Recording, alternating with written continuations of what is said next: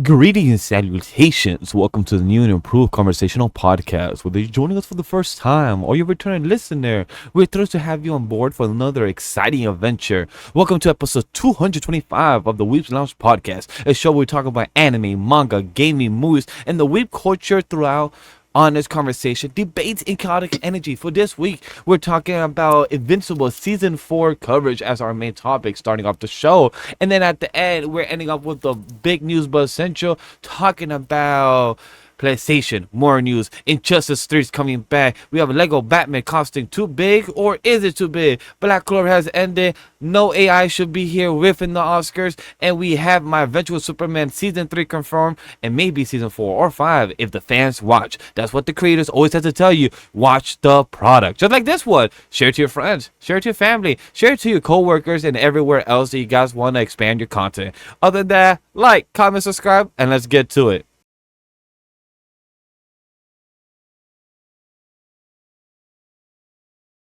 What's up, everyone? It's your boy, Legendary Vash. Love and peace. It's your human typhoon, your Latino he from the good type of AniMa W3 Studio, because WWE is slacking right now. If you guys watch Weebs Lounge content, you know they're fucking up. But this is not about the full wrestling show, as you heard from the intro of a lovely gentleman with a beautiful voiceover voice out here doing and talking about it. That this is our Invincible Season 4 review, and this is a few big news that happened this over the past week within the manga, within the animation, within the Actors Guild actually doing some progress, maybe a stalemate, and a few other minor news that we'll be talking about. So I know that we're all excited.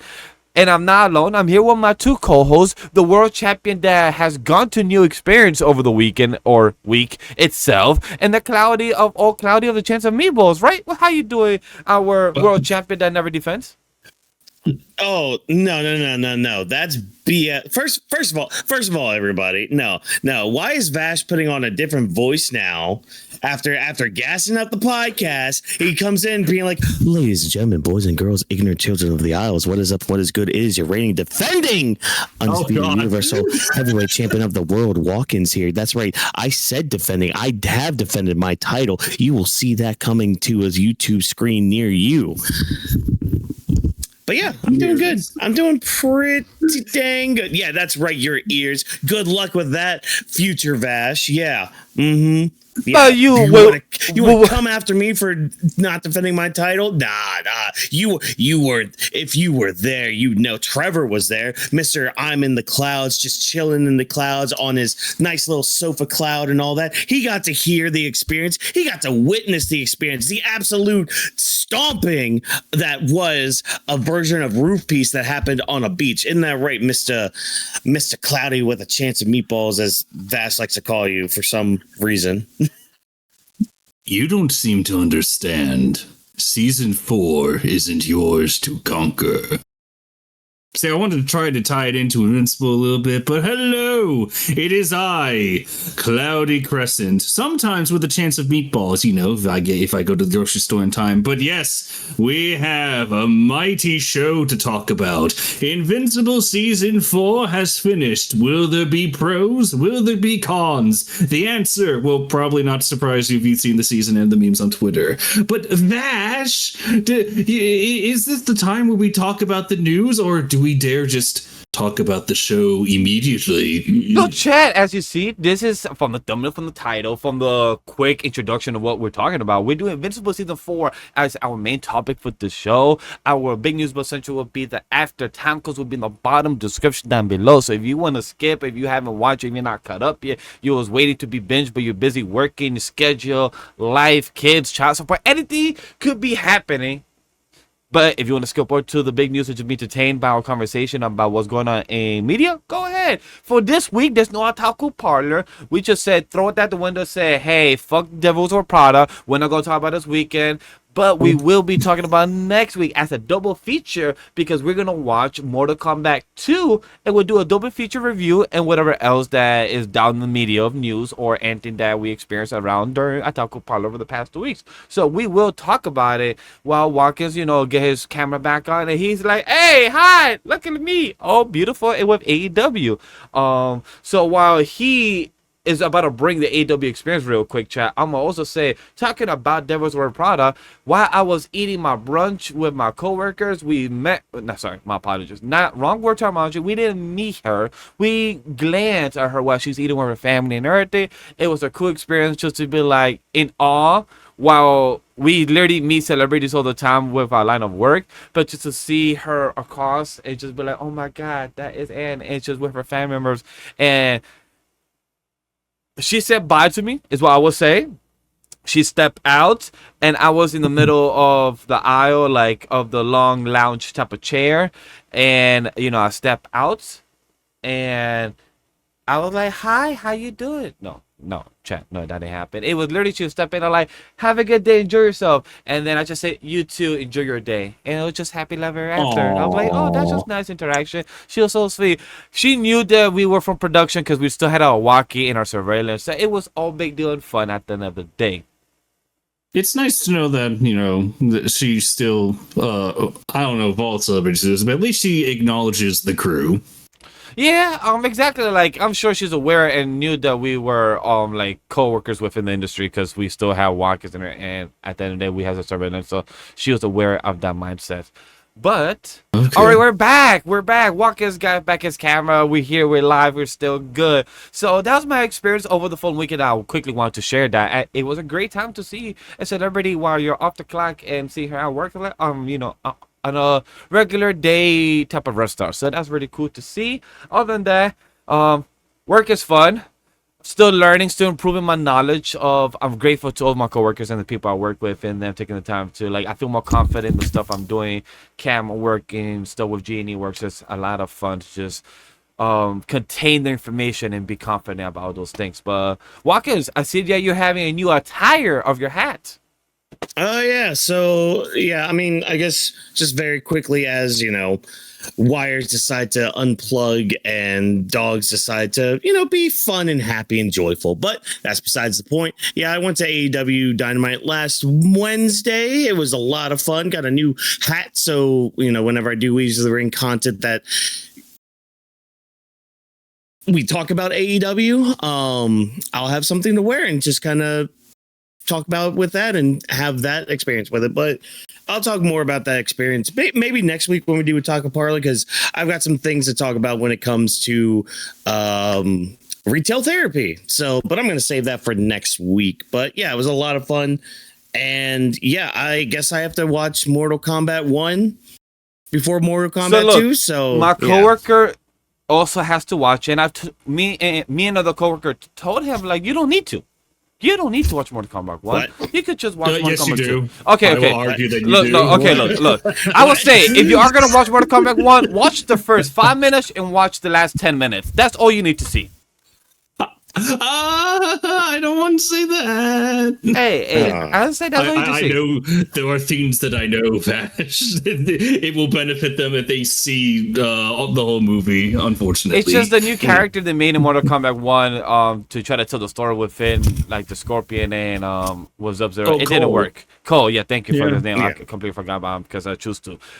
Not good. Not worth it. Happy. Right. Luckily, he's not an important or main cast in the sequel, so hopefully he just gets shot and done in the first 5 minutes of the sequel. At the end of the day, I hope you still get work. Story-wise, my guy, you did not fit in the Mortal Kombat universe. However, anybody needs to say anything else about the week or quick update on life? If not, we can move on to the Invincible of good animation or bad adaptation. Which one is it? I mean, I guess the only other thing is I've just been engrossed in Elden Ring for the past week. Yeah, it's a good game. Stay tuned for next week. You're dying a lot? What? Are you dying a lot? You know what? Surprisingly, no. Not anymore. You know, that's good. That's good. Yeah, no. I did what the kids say and got good. So, you know. Good lesson. Yeah. Y'all want no. He wanted to come after me about you do no title defenses. Nah. Last night's title defense. Stay tuned on the YouTube channel. That'll be out soon, later this week, maybe. I don't know. Who knows? I don't make the rules, even though it's my YouTube channel. But yeah. Talking about getting good, let's get into Invincible season 4, because that is talking about, are the animation. It's the character. It's Mark Grayson getting good, becoming a hero. Is he learning how to be a hero in the 18, 19 years of age that he has? Is he learning to become the person he is? That's to be determined, Chad. How do you feel about it? Let's know in the comment section below of what it is about Invincible Season 4. Did you like it? Did you enjoy it? And did you agree with any of our thoughts about this season? So the first 4 topics that we're going to be talking about, Chad, is the overall season review and the series context overall. Like, how have we enjoyed the season from the past to now? Were we satisfied? Number 2 is characters and major arcs, meaning the Viltrumite present on Earth, the war, the battle. Second, Rex and Amanda trapped in the other dimension, the Hell and Satan and our boy Bloodborne, and the Squid arc. I know there's an actual correct term for them, but I just call them the Squid just to make it simpler, because that reminds me from Superman comics in the show. And then the third one is animation versus comic comparison. I know many people might be excited to hear that. I know Trev is excited to hear to talk about that, and myself, who only read half of the series, it's gonna be fun talking about it overall. And then the last one, what are our prediction and expectation of the future of season 5 and future? Because I know Robert Kirkman said, hey, we might get up to 8-9 seasons is his goal. Would he be able to do it by year 2035 and wrap it up? Only time will tell. Are we gonna get better animation? Only time will tell. So talking about how did we feel about this current season overall, and how has it met to expectations from past season 1 to 3? I will pass it to you, Trev. How did you feel about this? Were you thrilled as a comic book reader to see this now? Were you excited to see what has happened? Were you satisfied overall? Has it compared to the past 3 seasons? Oh, Snapple, starting off with me. Okay. Hey man, you gotta peel the whole wood quick. Let's just go all in. No pull-out game. Just rip the duct tape Band-Aid off. Oh boy. Oh, I didn't know we were on Spirited Lines. Sorry, I've been obsessed with the memes lately. But okay. Season 4. It was an interesting basket case of episodes where we will talk about the animation. I'm going to do my best not to focus on that. In terms of writing, in terms of the stories, most of them were a-okay. Particularly the later half of the season. That was where it got like, oh, you're doing, oh, okay, oh, all right, I see what you're doing. I like it. The first half, though, it felt like for me it was struggling. It didn't. How'd I put this? It was like filling up time just to wait until we got to space. That's what it felt like watching it. Which is the same, because there's a lot of good stuff that you can do. And as Vash said, I have read the comic. I will dive more into that later. But just watching some of the themes in season 4, I'm like, okay, all right, yeah, that's fine. I did like the first half, not so much, but that's whatever. It was harmless. Yeah. I mean, I'm going to get into more specifics, but overall, I liked season 4. I do not agree in the slightest that it's the best season. Not even close. No thanks. Season 1's still there. Yeah, season 1 still exists. So you guys feel, so we all feel, because I feel like season 1 and 2 are the strongest when it comes to story pacing and consistency of animation and everything. So you guys all feel the same as well? Because I feel like season 3 and 4 were good in their own right overall. But then if you break it down from episode to episode and story beats, you can find their flaws and what could have been improved overall. But when it comes to consistency overall and episode to episode breakdown, season 1 and 2 were both very solid consistently. Yeah. Oh yeah, go ahead. Oh yeah, I was like, yeah, that seems to be like the general vibe with people from what I've seen, is that season 4 is good, but it also appears to be like, I don't want to say like the straw that broke the camel's back. It's just the flaws are even more noticeable now, so that's like part of the interesting discussion that I've been seeing online. It's like, oh yeah, there's some good stuff, but oh my god, we're gonna talk about these flaws now, which is surprising to see in a mainstream product nowadays. Yeah, I haven't gone back to rewatch seasons 1 and 3. I really should before 5 comes out. Just kind of give a good rewatch of the whole thing. But I mean, I liked season 4 for the most part. Even some of the filler bits were interesting, like especially with them on Earth. Like, okay, what's going on with like Titan? That whole group of villains and all that. Like, they're apparently back together. Yeah, the order is like all back together except leadership's changed, I guess. Like that was okay stuff. A lot of the character work this season was really good. Like I think for me, especially in the first half of the season, episode 2 really stuck out because it was mainly Nolan in space and him kind of easing up a little bit. Unfortunate, sleeping arrangements for him until the rest of the Enterprise, I guess, opened up for him. I don't know, whatever. That was still funny though. It was a funny bit with Nolan, Alan, and Alan's girlfriend, the general or whatever. Oh my god, they were fucking nonstop every night. And it was notified that there was other spare rooms. He was ready to lose it. He was ready to like, you motherfucker, you chose to have me fucking be tortured by hearing these two animals going on and night and fucking nonstop. It's like, bro, he was ready to just have a fuse broken. Mm-hmm.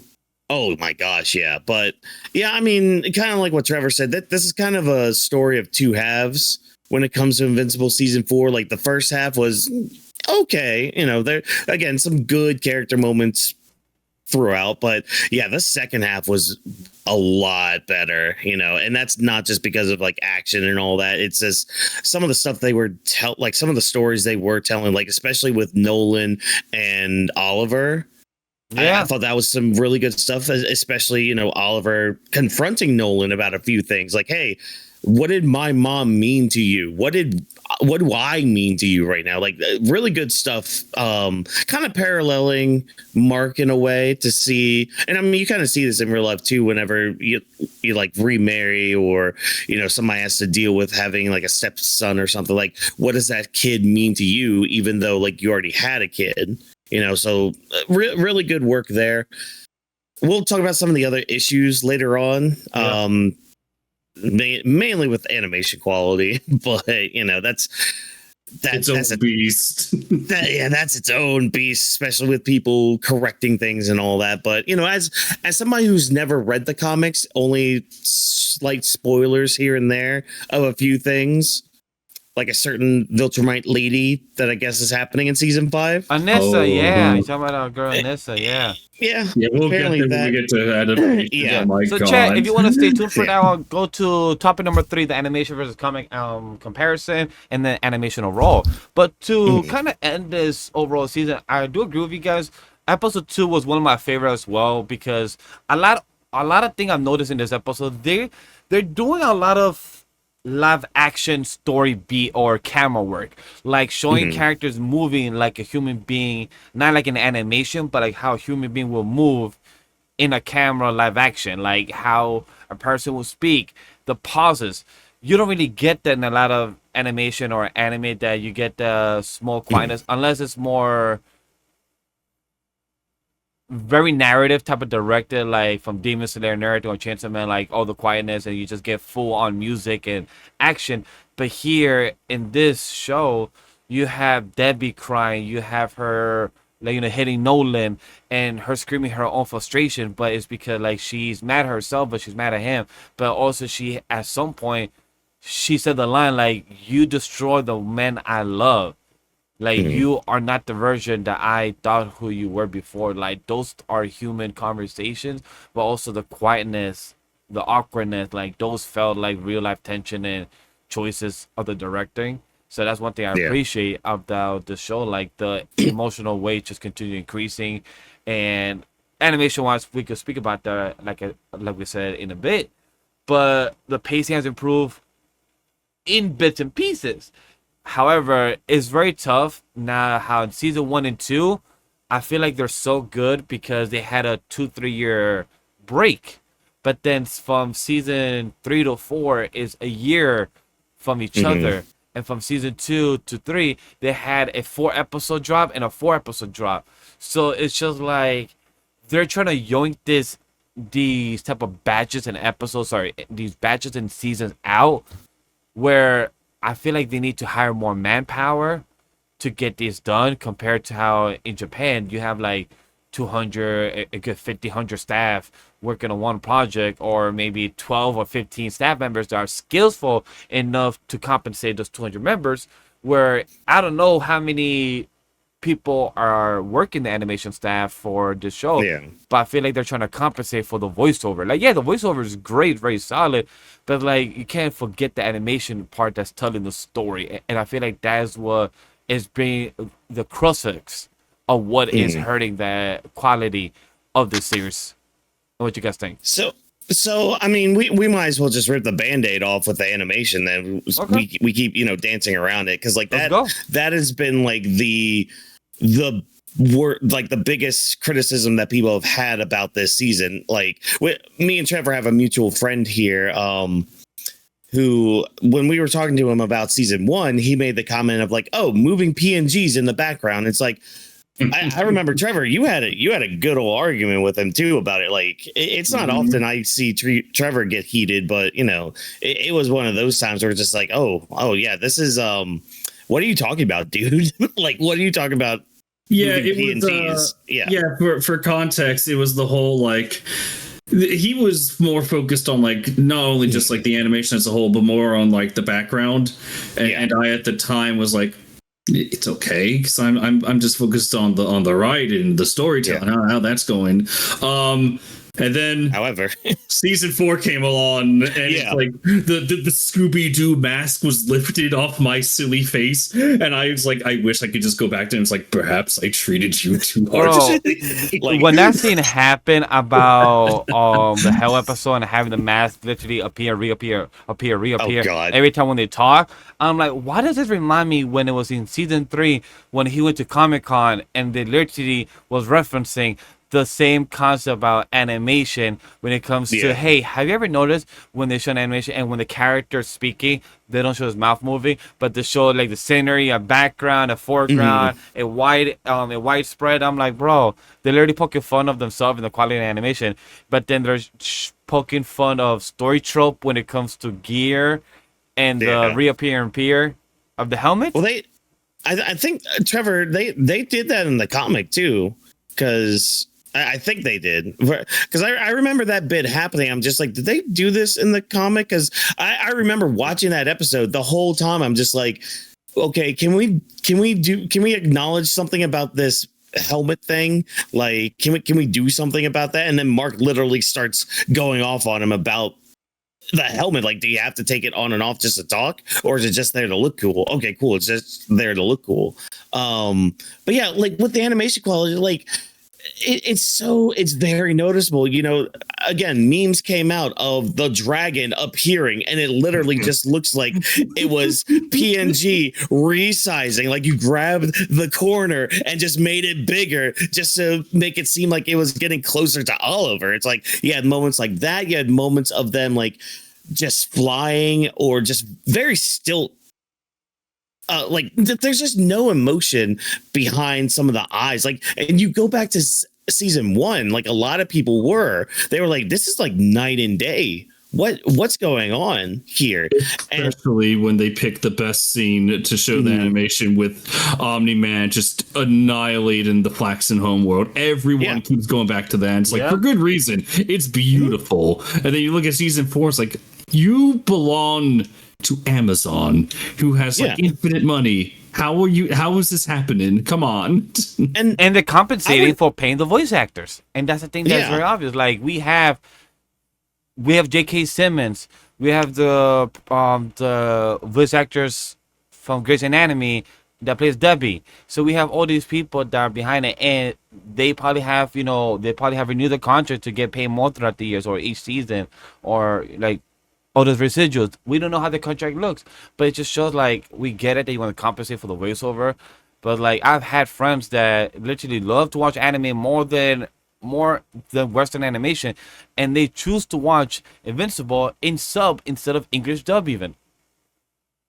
And like, well, the other thing too, because you had made a comment before we started talking about this, is adding more people to the team. I don't really think that's the case of adding more people. Just give them more time to do things. You literally had people on Twitter taking scenes from the show and taking time out of their days, their busy schedules, to just add simple shading to some scenes. And I'll say this, like, maybe some of the scenes that they did all that with, you probably didn't need all of that. However, it really enhanced some of those moments. Like, and it's just really just giving these animators time to do their craft, to do their work. Because if you don't, you're going to end up with just a moving PNG show like we got with season 4. Even with, like, what was it, season 3? I think it was like a shot where Nolan was like looking at a black hole and he was contemplating just like going into it. That shot was beautiful. It was beautifully animated. It looked so good. You could see the raw emotion on his face. And this season, there was barely any of that. I think we got some of that in episode 8, because I remember messaging in our group chat. I was just like, did they actually try with episode 8? Were they actually like given time to focus on episode 8? Because there's a lot of moments here that looked really good. Like the opening scene with like the Viltrumites attacking Earth. That looked really good. Just give them more time. Give him some time. Yeah, maybe add a few people. Sure, of course, that could help. But like, it's just all about time, man. Like, we'll talk about another animated show later on that's coming back just in a month that was given time. And it actually kind of looks good from what we're seeing. Yeah. How about you, Trev? Any more thoughts about animation? Yeah, I mean, like, there's, I know there's other factors that I don't even think we talk about, like, not even just like, we need more manpower, or it's not even just like, it's just the budget. It's like an amalgamation of everything, where it's like, it is such a crying shame that, I don't know if it is just the popular demand that's causing them to be like, all right, we need to get next season ready by next year. And then they'll make the episode. They'll make the joke. It's like, animation takes time. Ha ha ha ha. So please don't be mad at us when we release it, and then it just looks like JPEGs just flying around. Yeah. I don't want to say it hurts the show's writing, but man, does it muddy the experience. I think that's the best thing I could say. It just muddies it. Because at least for me, like being show only with this, the writing's been fine for me. Like I really like this show. I engage with the characters. I really like where things are going right now. It's just, God, man, it sucks to watch sometimes. It got to a point where like I would actually put it on my car, like on in my car driving to work, and I treated it like a an audio drama. There were some days I was just like, all right, this is just an audiobook. I'm just gonna watch the road and all that. Thank you, Hondas, for having adaptive cruise controls, by the way. Lifesavers. Not sponsored, but I all that. But yeah, man, it does hurt the experience a lot, because you're just sitting there like, I could just be listening to an audiobook of this and get the same experience, if not a better experience, because now I can use my own imagination to have everything going off. Like when I'm listening to Dungeon Crawler Carl and listening to that audiobook, which, by the way, listen to that audiobook and read that book as well. There's your little plug for that wonderful series. But like you can imagine things a lot better and a lot clearer than how they were animated. And it sucks. It's a shitty experience, because you're an animated show. I should want to watch you, not just listen. Like, what do you say this right now? Quick question. Would you say a indie project that's called Amazing Digital Circus has better animation than Invincible season 4? Yes. Oh, they actually take the time to craft their shit. Exactly. Can I piss people off too? Go ahead. Give me your hot take.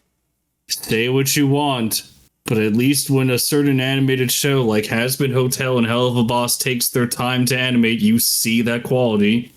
Yep. And they're also made by Amazon Prime as well. So be aware of that, chat.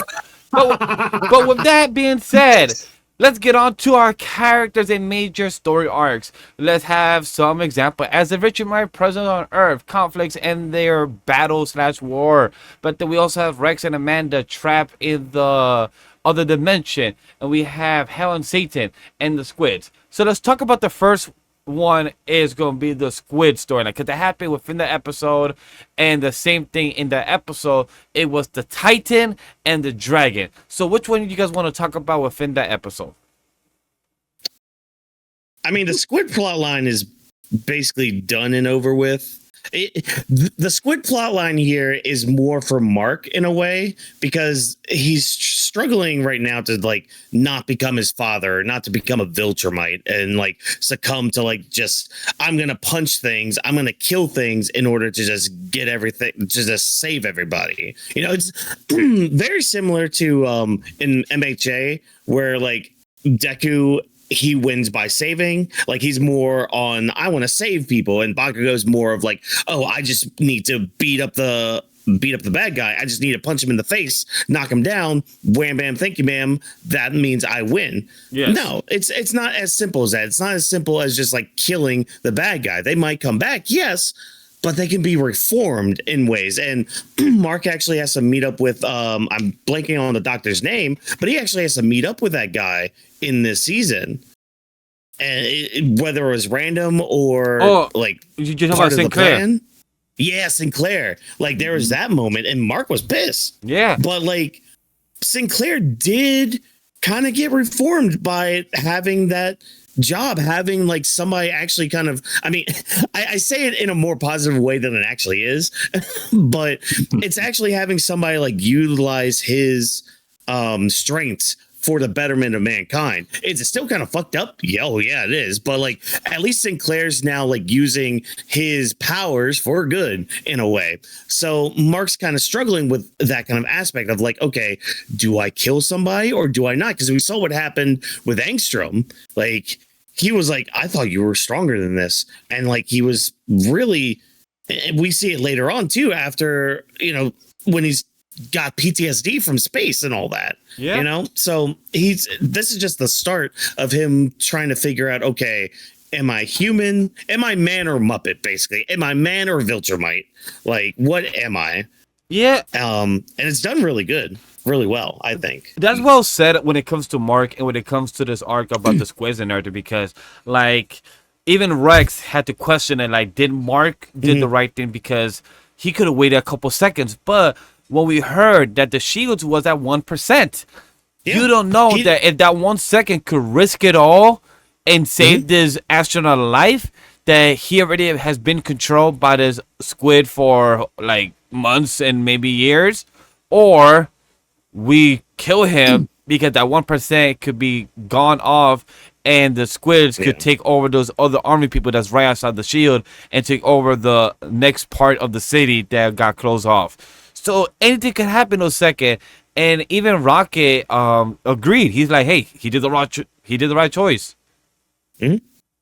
Yeah, like it's just one of those split-second choices and all that. Like, in hindsight, you can think about it, but in the moment, I got to do what I have to in order to save billions. It's just like dilemma of like the lives of the many or the lives of the few. Which do you choose? You know, and in that instance, Mark chose the lives of the many, which I correct me if I'm wrong. It was shoot, why am I blanking on names right now? What's his face? Never mind. Anyways, who is it from the Guardians? Yeah. Are you thinking Bulletproof? No. Leader, teleporter. A fucking. Are you talking about Cecil? Cecil, yes, Cecil. Even Cecil was just like, yeah, you made the right choice. Even though he's still very cautious about Mark because he's a Viltrumite, he's still like, you know what? He can at least understand. Yeah, you made the right choice in that moment. God, I'm horrible with names. God, Jesus Christ. Trev, how do you feel about this when it comes to the squid arc? How do you feel when it came to Rex also saying, saying, "Hey, I'm not gonna go on the surface. I feel like I should go trust my That gut." was stupid. Take That was out. stupid. No, but he was also right. Cause look, he took out two of the people he would under. have been more right if he just stuck to the plan, and they would. No, that was stupid of him, and no, that was dumb. That was. I almost used another word. No, that was stupid. So, That was Trev, how did you stupid. feel about this of the squid? Do you think? Do you agree that he was stupid? He was a baka. Stupid. See, here, I actually did want there to be more to that to justify some of the reasoning.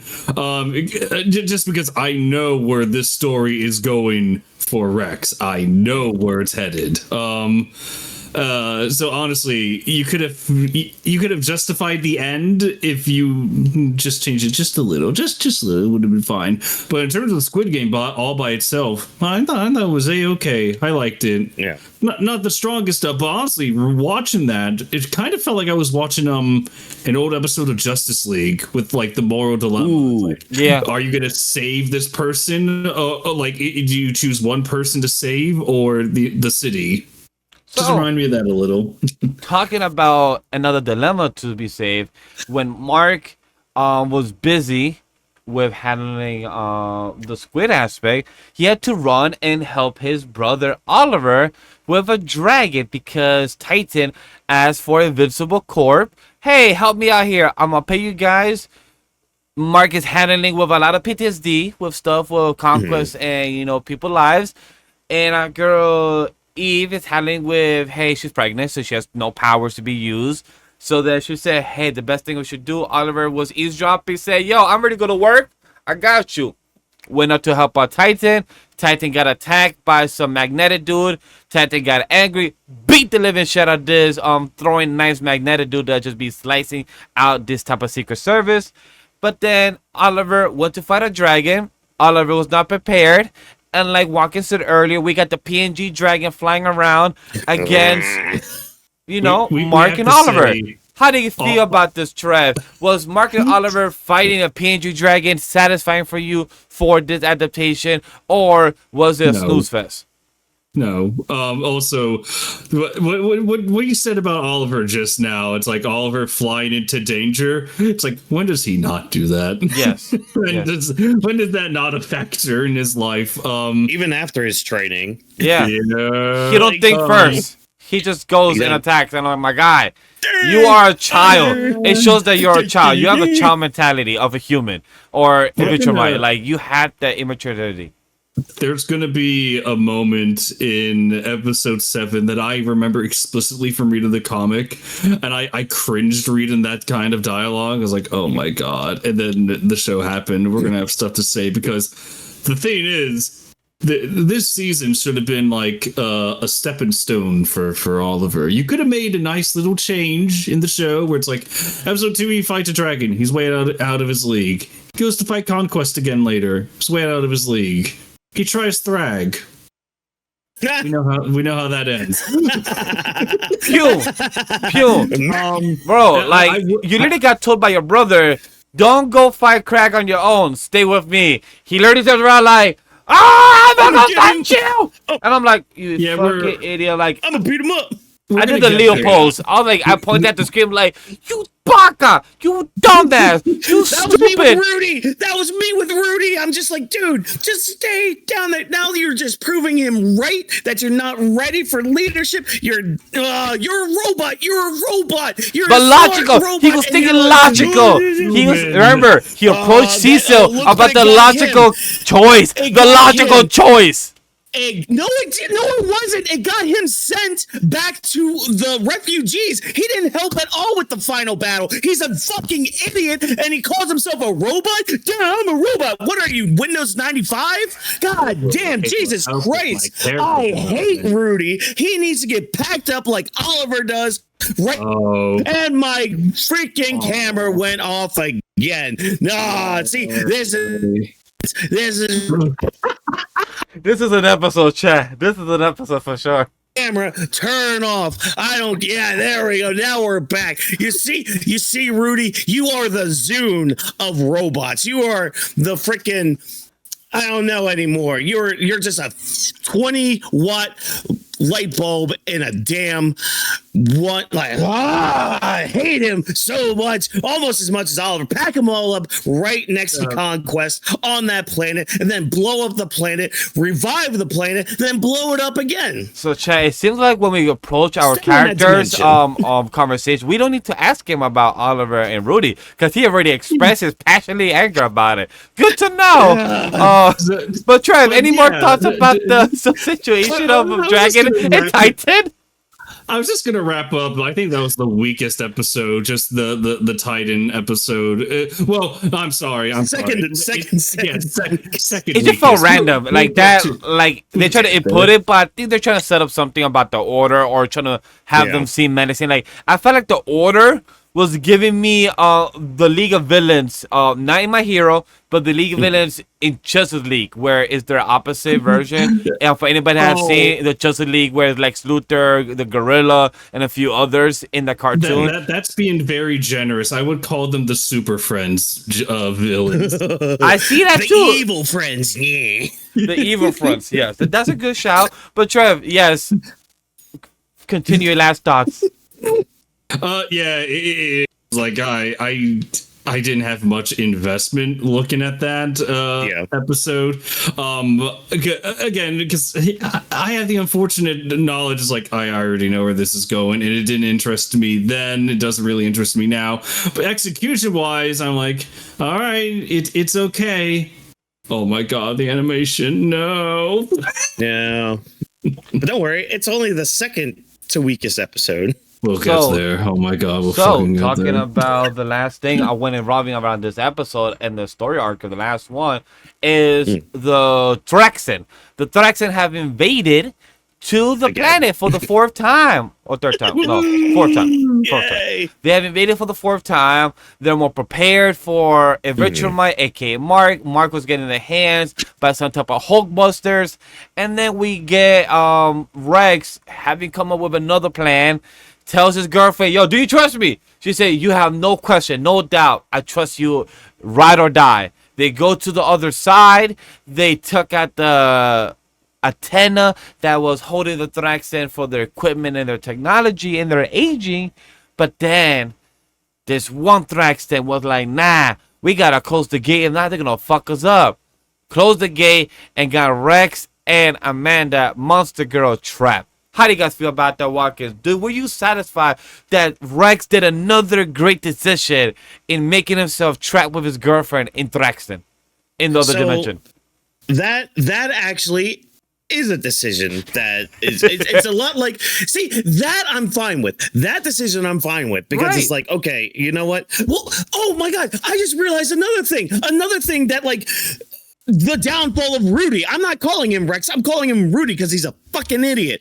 The shower scene before this, because remember when he went down there, they thought, oh, we got all the squids. There was one still left inside Rudy. It would not have been inside of him if he didn't go down there. Boom, fuck you, Rudy. But hey, he at least had a better decision here by sacrificing himself and his girlfriend to close off the portal. It sucks, you know. It's again one of those split-second decisions that you have to make. It's like, okay, we can shut the portal off now, but we're not going to be able to get out of here. So I'm really curious how they're going to get out of that universe.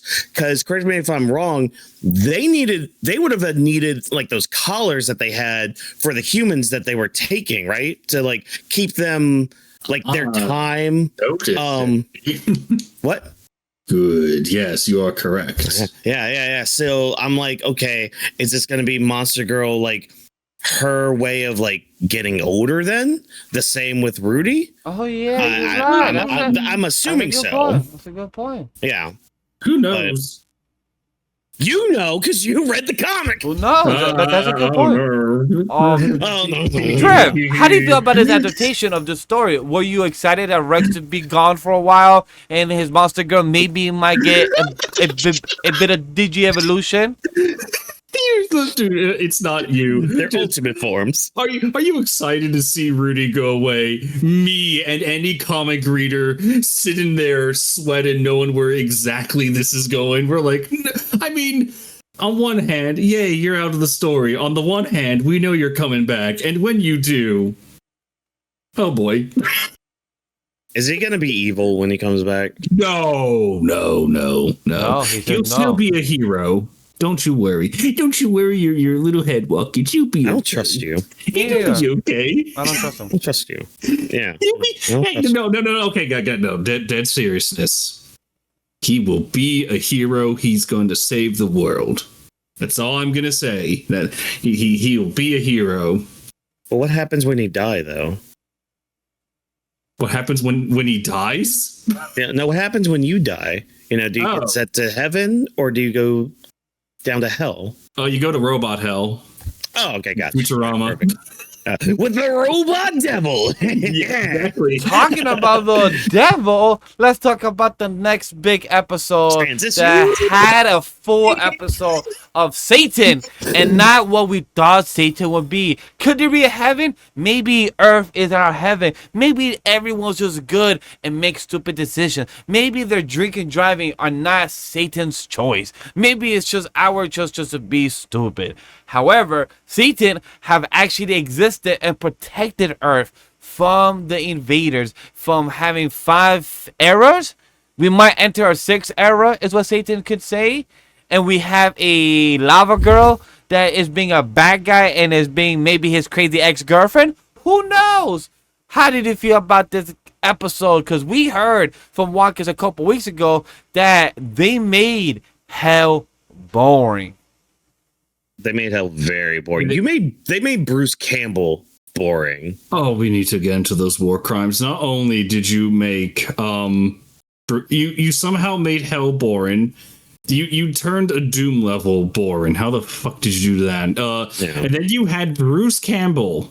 I will repeat for anyone that didn't catch that. That's the 3rd time. Bruce Campbell. Ash Williams, the omnipresent man that was going to be Mysterio in the Sam Raimi Spider-Man trilogy. Bruce Campbell from the hit TV show Burn Notice. That cool Chad. He's Satan. He doesn't do anything fun with the role, unfortunately. I think what really got me with this episode was the direction that they went with when it came to the people from hell and their speech pattern, because they did this kind of talking the whole episode. I had to put the episode on 1.5 speed, and I never watched things at one. I actually had to watch it the next day at one point because, like, I started it. I remember messaging the group chat and being like, "Guys, I can't watch this episode. This is trash. This is bad." And I know we were giving some good news to Invincible season 4. I know we were, but like we're in the issues that we were having. Some of them, were issues. Some of them are issues with characters that, maybe we should be having those issues because, they have room to grow. Right, Rudy? You have room to grow to be a good leader, right, buddy? I believe in you. I believe in the me that believes in you. But nah, episode 4, this was this was bad. This was not good. I'm pretty sure this was the case. This was the episode where they just made it up. They're like, oh well, you see, we wanted to create our own stories for this for this adaptation. That explains everything. Because I'm pretty sure that was the big one. So this is not like a comic book adaptation story arc? No, unless I am super drunk and it was into there. I'm pretty sure that the showrunner came out and said, "Yeah, we wanted to try our own hand." And if this was the hand that we got, holy hell, literally holy hell, how did you take the idea of hell and Satan and how did you warp everything to the point where it's like, oh, we're going to make them not interesting at all. We're going to make sure that Bruce Campbell doesn't have any interest in deliveries. And thanks to the animation season 4, episode 4 as well. It's like, also, heaven's not real. Have fun with that knowledge. Good luck. Like, what? Well, they say from their knowledge they don't know if heaven is real. They're saying that on perspective, we don't know if there's a God Almighty for you guys in the spiritual in the clouds, but for us, this is our hell. This is our story. This is our perspective of how we have a Satan that likes to dance and sing. I felt like no lie for a second. I was watching like a Rumakun episode. I was like, oh, this. How dare you? Like the Satan is gonna sing and dance. How dare you put peak in the same sentence as Invincible? A black hole? How dare you? Read and watch your Rumakun, people. There's my other agenda. Quick plug. We're gonna hit all the checklists in this episode for all the plugs of things that you should be watching and reading. The other two, I'll figure it out somehow. But when it comes to this, I was very disappointed as well when it comes to like questioning, because while I was watching it, I wasn't falling asleep, but I was on my phone a bit and like just a bit distracted. They made it. They made it interesting, but without like. I felt like engagement. Yes, thank you. I was like, I felt like they made a pamphlet, and I'm reading the pamphlet, and I'm like,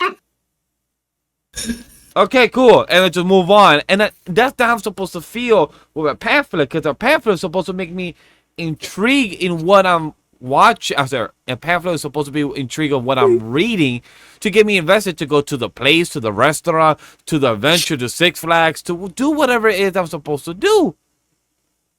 Y'all remember that Family Guy bit with Don Knotts being like, it's a cutaway joke where it's just like, why are there so many ostriches? The brochure said there would only be a few ostriches. Oh, like that. That's how I imagine Vash being like, oh, they said I would go to hell. Well, this isn't very nice. They're not really torturing me. I was told there'd be a lot of torture. What's going on? Where are all the demons? Oh, they're dead from a lava lady. Oh. But we didn't even see the demons. All we saw was Bloodborne. We have 4. And I'm like, where are these demons at? All we hear is just noise. I'm like, bro. They want to animate them flying. Like, at least in Castlevania, we see motherfucking demons literally left and right. We see them horns. We see Dracula commending a horn of demons.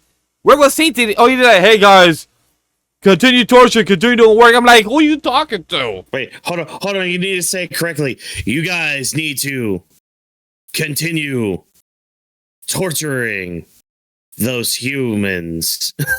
Go Volcanica, though. She was an awesome villain for that episode. Hey, that sounds like an AI speaking when I'm scrolling through IG and I see them have like a Minecraft type of background and just give me like a story of like things that they wrote on AI. And I'm like, why am I here watching this? But it's actually entertaining. This movie was about a dog that lost its owner to a disease known as cancer. Talking about being cancer out here. How are we more entertaining than their hell episode? How are we? I mean, to be fair, the bar's not low. I mean, it's a low bar. It's lower than hell. Hey, if you guys want to be lower in hell or be a cancer to the audience, we have here being a cancer to society, aka the Viltrumites. They went from a good 50 amount to now 37. We had a whole war on the last 5 to 3 episodes of 5 through 8 or 6 through 8 if you want to consider 2 parts and storylines. But we had the Viltrumites having a battle, having a war, losing their whole planet like the Vegeta. We lost the whole planet through 3 of the Viltrumites, literally doing a whole from one side to the planet to the other side, literally going just because of the alien pistol ray, right? It was his pistol ray. So it was a pistol ray. It was like the 3 Viltrumites going through the planet, which that was actually really cool. That was cool. That was a really It kind of cool reminded moment. me, if anybody saw Young Justice, when it was Wally West and Barry Allen and Kid Flash literally doing the end of season 1, and that's how Wally West, disappeared into the Speed Force. Season 2. Oh, season 2, my fault. Oh yeah, season 1 was when it was Just the light taking over with Yes. the brainwashing. Thank you. Yeah. So season 2, when it happens, when it comes to the light and the other alien invasion, because they get upset that they got betrayed. But highly recommend for Young Justice. Go watch it because we might never get season 5. Be enjoyed. Yeah. But Watch the first 2 seasons you will be betrayed by season 3 and 4. and season 3. Yeah. Season 3 is good. Yeah. Season 4, it depends on people and how you appreciate the storyline. But talking about the Viltrumites and the Saiyans and talking about how they're very much look like in the Nazis because of the mustache and how they treat the Nazis or how their view of the Nazis. Because, Chet, they are. Even Cecil Invincible, Omni-Man, that you guys are like the super Nazis. Even they commented on themselves about the concept of what they are. So, Trev, you saying what 3 times talking about it. How do you feel about the Viltrumites, aka the Nazis? No comment. Not yet. I got nothing. Yeah. Do you mean just like as a whole, or just like... When it came to story arc, when it came to the fight, the battle, when it comes to Nolan going around and saying, "Hey, I'm sorry" to other people that he could use as weapons. Oh, okay. Them getting the ass kicked by destroying a basically moon. the whole war. Yeah, the moon. Some moon asteroid getting destroyed by a reference to Star Trek, and then we get them getting bitten by some dinosaurs. The whole wall, the wool. I was about to say the wool arc, the war arc. I was thoroughly entertained by it. I really did appreciate. I know you slept through episode 6, Vash, a few times, but I will say I did appreciate the character work that Nolan and Oliver had. Because I'm pretty sure it was not in the comic, so that was a good change that they did. Episode 5. I'm just trying to make sure I hit the bases here. Episode 5. Yeah.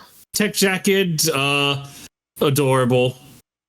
That's all I can say about you, Tech Jacket. She tried. You participated. You Yes, did. You did. You get a gold star. For effort. Episode 6, that was fine. I loved the discussions that people were having on episode 6, where they thwarted the Viltrumite attack, and it's Thrag goes back. It's like, all right, it's time to retreat for now because we're not winning this fight, even though he could have. So he goes away, and everyone was calling Thrag a fraud. And then this leads to episode 7, where everyone got proven wrong about Thrag. What's for the funny? most part. I love how Oliver was in the meeting room. They're like, he ain't about all the hype, and I love how I believe her name was Talia. She literally said, "Yes, have you read the reports? He's all about the hype." And then we found out that he literally did a one shot to our boy Thaddeus, aka Optimus Prime. Our boy Peter Cullen literally got one shot, literally yoinked the head. Crag was like, "I'm tired of all of y'all bullshit. I'm a one shot you." Boom. Which, dude, the twist, or like finding out that he was the one to cause the Viltrumite, basically the Viltrumite extinction, almost. Like he was the one that made the virus that attacked Viltrum and basically made it so that there was only 50 left in the whole universe. Like that's a crazy plot twist. And I mean, not to kind of jump the gun with it, but the added plot twist at the end where like he leaves that message for Alan being like, "Hey, I made a perfected one. Time to kill them all." Like, and that includes Nolan, Mark, and Oliver, because he doesn't trust them. Like, as nice as he was to them, he was basically just using them to fight the Viltrumites that were left. It was basically Obi-Wan Kenobi in the original trilogy, where it's like he's just a nice old man. He doesn't have any nefarious goals. Like he was really prepping Luke to kill his dad. He really wanted that to happen. Yep. So that was some good stuff. And y'all kind of hit it with like the whole Oliver Nolan scene. I thought that was really good. I think Oliver and especially Nolan too, like throughout this whole season, because like he's trying to do a redemption arc here, trying to be or feel redeemed or feel better. But man, that I just go back to those words that Cecil gave him. Like, yeah, okay, you almost died once. Cool. Do that about 2,000 plus more times, and maybe we'll talk. Maybe. With the Nolan character stuff, I will add in the next topic about it, because like that what you said is fully so good, and it's so good to conversate about when it comes to character and him apologizing and going around. But the Viltrumite War was brutal. Crag was fucking insane. His fucking speed was like, bro was speed blitzing, like just insane. Like, my God. Bro was angry. Bro, also, he was the aura. He reminded me of the guy from Lord of the Rings when he holds fucking Emperor Apro like skull. He like, my precious, like. But yes, because when that skull fell off the ship, when the ship got destroyed, he saw the skull falling, and he just immediately just reacted and went for it. He's like, no, my precious, don't escape me. I have to save you. I let you down. I have to avenge you. And like, you could tell that was eating him alive. It's his emotional support skull. So. Yes, it's his emotional support skull. Much like a mouse, right, Trevor? Look, I'm just gonna say this right here, right now, because if I don't say it now, I'm gonna feel bad because I want to mention this. Episode 7 was both a hit and a miss for me. I don't know if anyone felt the same. What was the miss for you? Funny enough, it was it was the Nolan and Thrag scene of all things, the thing that I'm pretty sure everyone loved. Okay. The reason being, I hate doing the adaptation argument. I don't like doing it, but what do you want to hold your adaptation argument when we come to the because so because about the lore, there about the lineage. I assume that's what you're gonna hit on. No, it's not really that. They decided to make it so that Thrag and Nolan were kind of buddies because they have like this philosophical debate, and Thrag knocks Nolan all the way down to the planet, and he's like, I want you to join us. I will have you join us. It's like, motherfucker, you tried to kill him for 2 seasons. I don't want to hear it.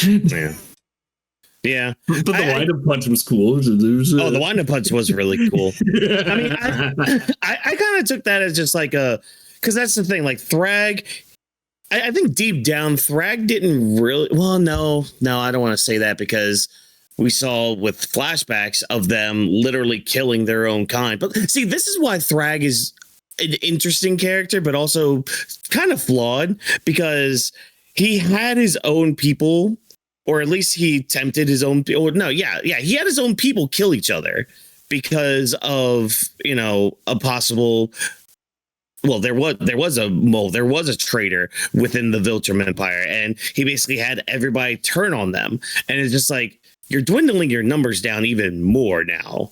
And you have this big fight in space going on, and he's just standing there aura farming. He's just like, dude, you could end this right now, bro. I was questioning that too. I'm like, he's literally aura farming. He's literally that type of superhero or person that literally watches from the top of the building and just literally doing like a piccolo, like just overseeing. And I'm like, bro, you could literally end all this fight if you just want to no div any of these players against you. But it's just crazy, as you mentioned, like about the Viltrumite War, the flashback itself as well. We see that Thrag literally told everyone, have a battle royale and kill yourselves.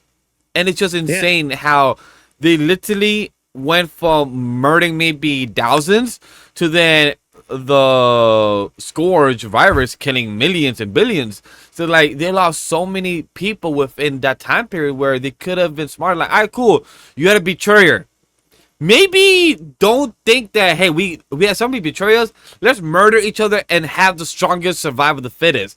Maybe let's think our cohesive mindset and think logically and think and think a bit of ideology of why maybe these people are not listening to us. Maybe let's not conquer like fucking Nazis and take people control just by ill will. And that just comes with a conversation for more of like a deep dive into like a character and all that. Because there's some stuff that we could really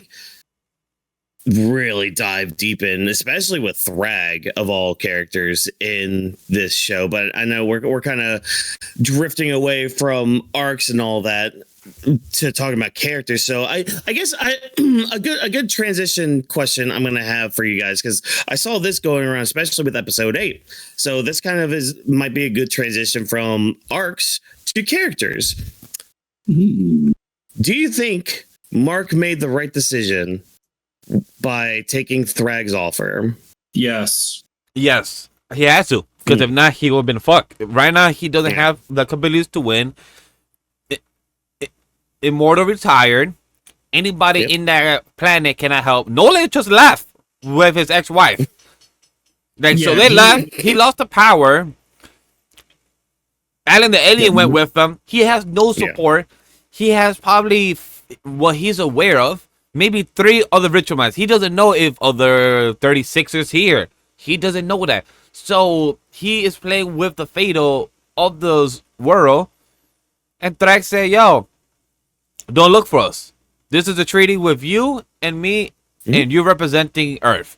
So if you fuck up, we're gonna fuck y'all up too. Simple. Yeah.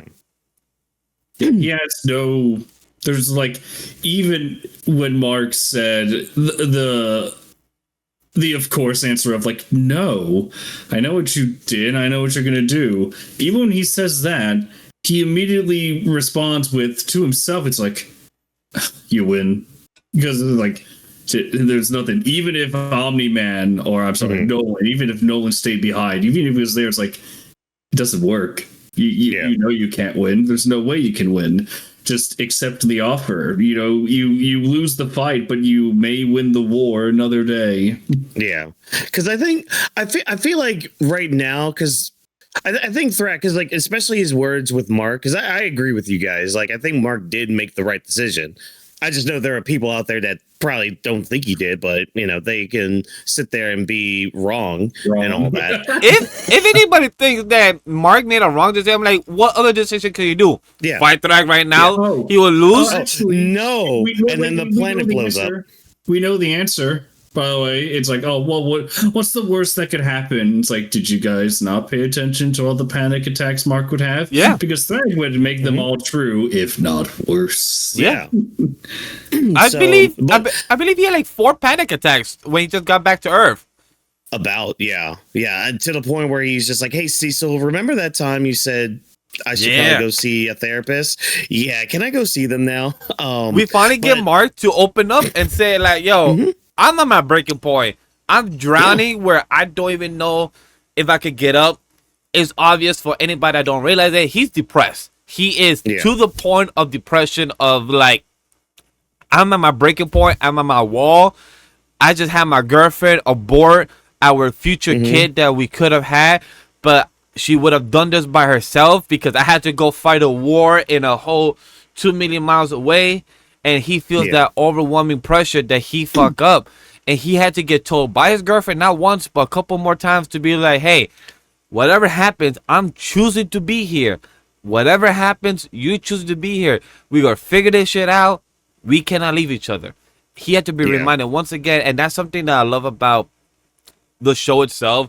Showing even though animation-wise wasn't perfect, but at least showing the facial expression to some extent of when Debbie was angry and Nolan. Like, this woman was coming out of the house angry, like, hey, here's my suitcase. I don't want to hold you.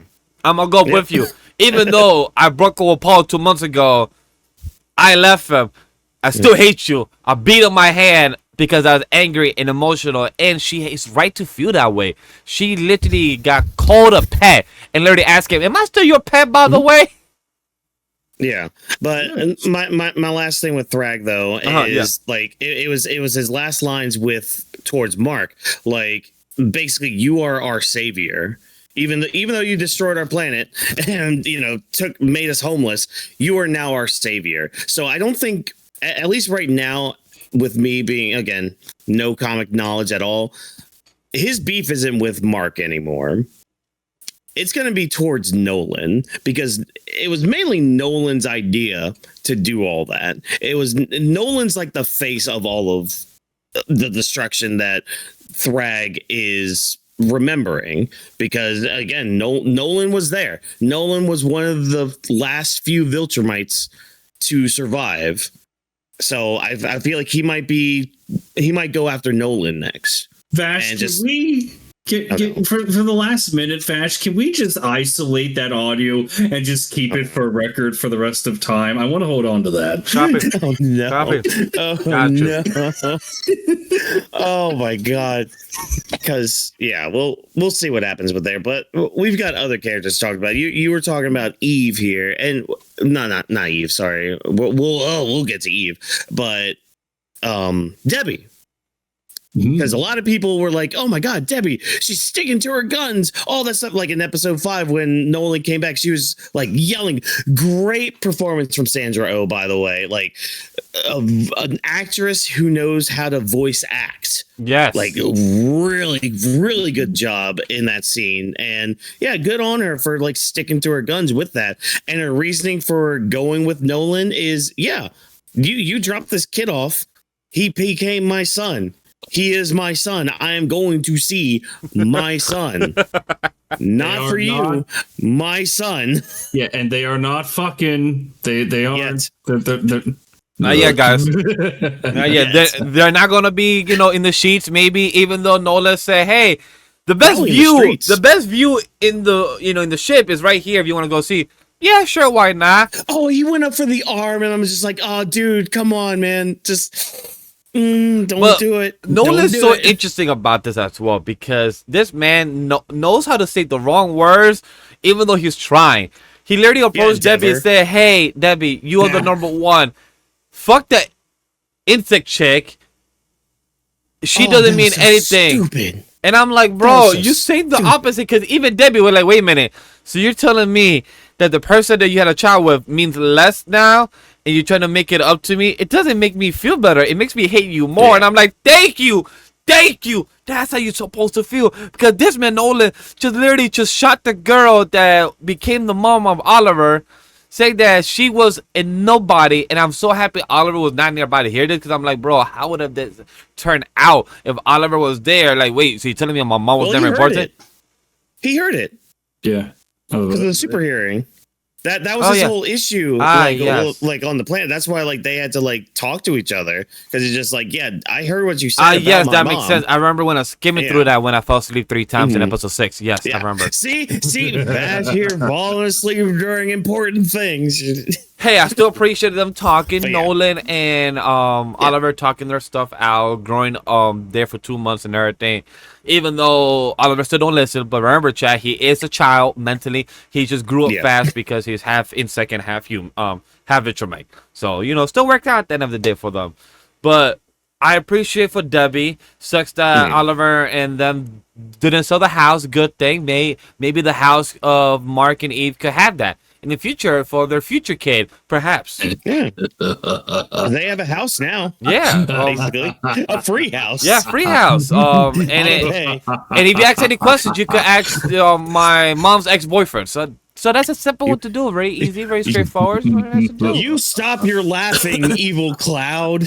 Now, any thoughts about Nolan, about more Debbie, more Oliver, more the Grayson family? Because even though Nolan is called Omni-Man or Nolan, or Mr. Grayson, he wants to be called Nolan alone, because he even tried to hang out with Art, and Art was having a hyperventilating attack. He was literally felt like he was suffocating while he was hanging out with Nolan. When Nolan left, he's like, "Whoo, motherfucker, whoo, shit." Yeah.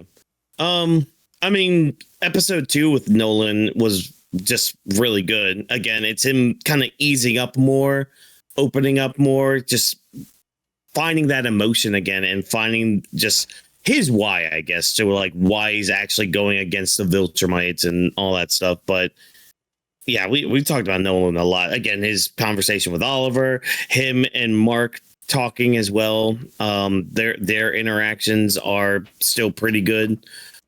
Yeah. So how do you Yeah, feel about I don't have anything else to add. outside of the Grayson family? Let's talk about Eve, the one that is together with Mark. How do you feel about Eve finding out that her house was not working? And did you guys take an assumption that it was pregnancy? Because I figured it out. Yeah.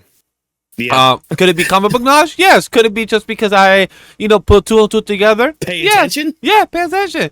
I'm like, hey, your power's not working. I wonder what could it be? And then we find out that she took a pregnancy test. It was a positive. I'm like, oh, Yeah. you're pregnant then. Understood. Yeah. Trevor, why don't you start? I'm gonna come up with my thoughts. Okay. So, speak to me your hearts. What is it about the Adam and Eve? What did you feel about her? I mean, I've always liked Adam Eve. I really like her storyline, and just her personality. Where it's like I'm not doing this hero thing just for me. I'm trying to help people. That's me. And the cost of that even stretched to season 4, where she got a little portly because she stopped being a hero, not only just on account of her powers not working. She stayed behind to help her parents.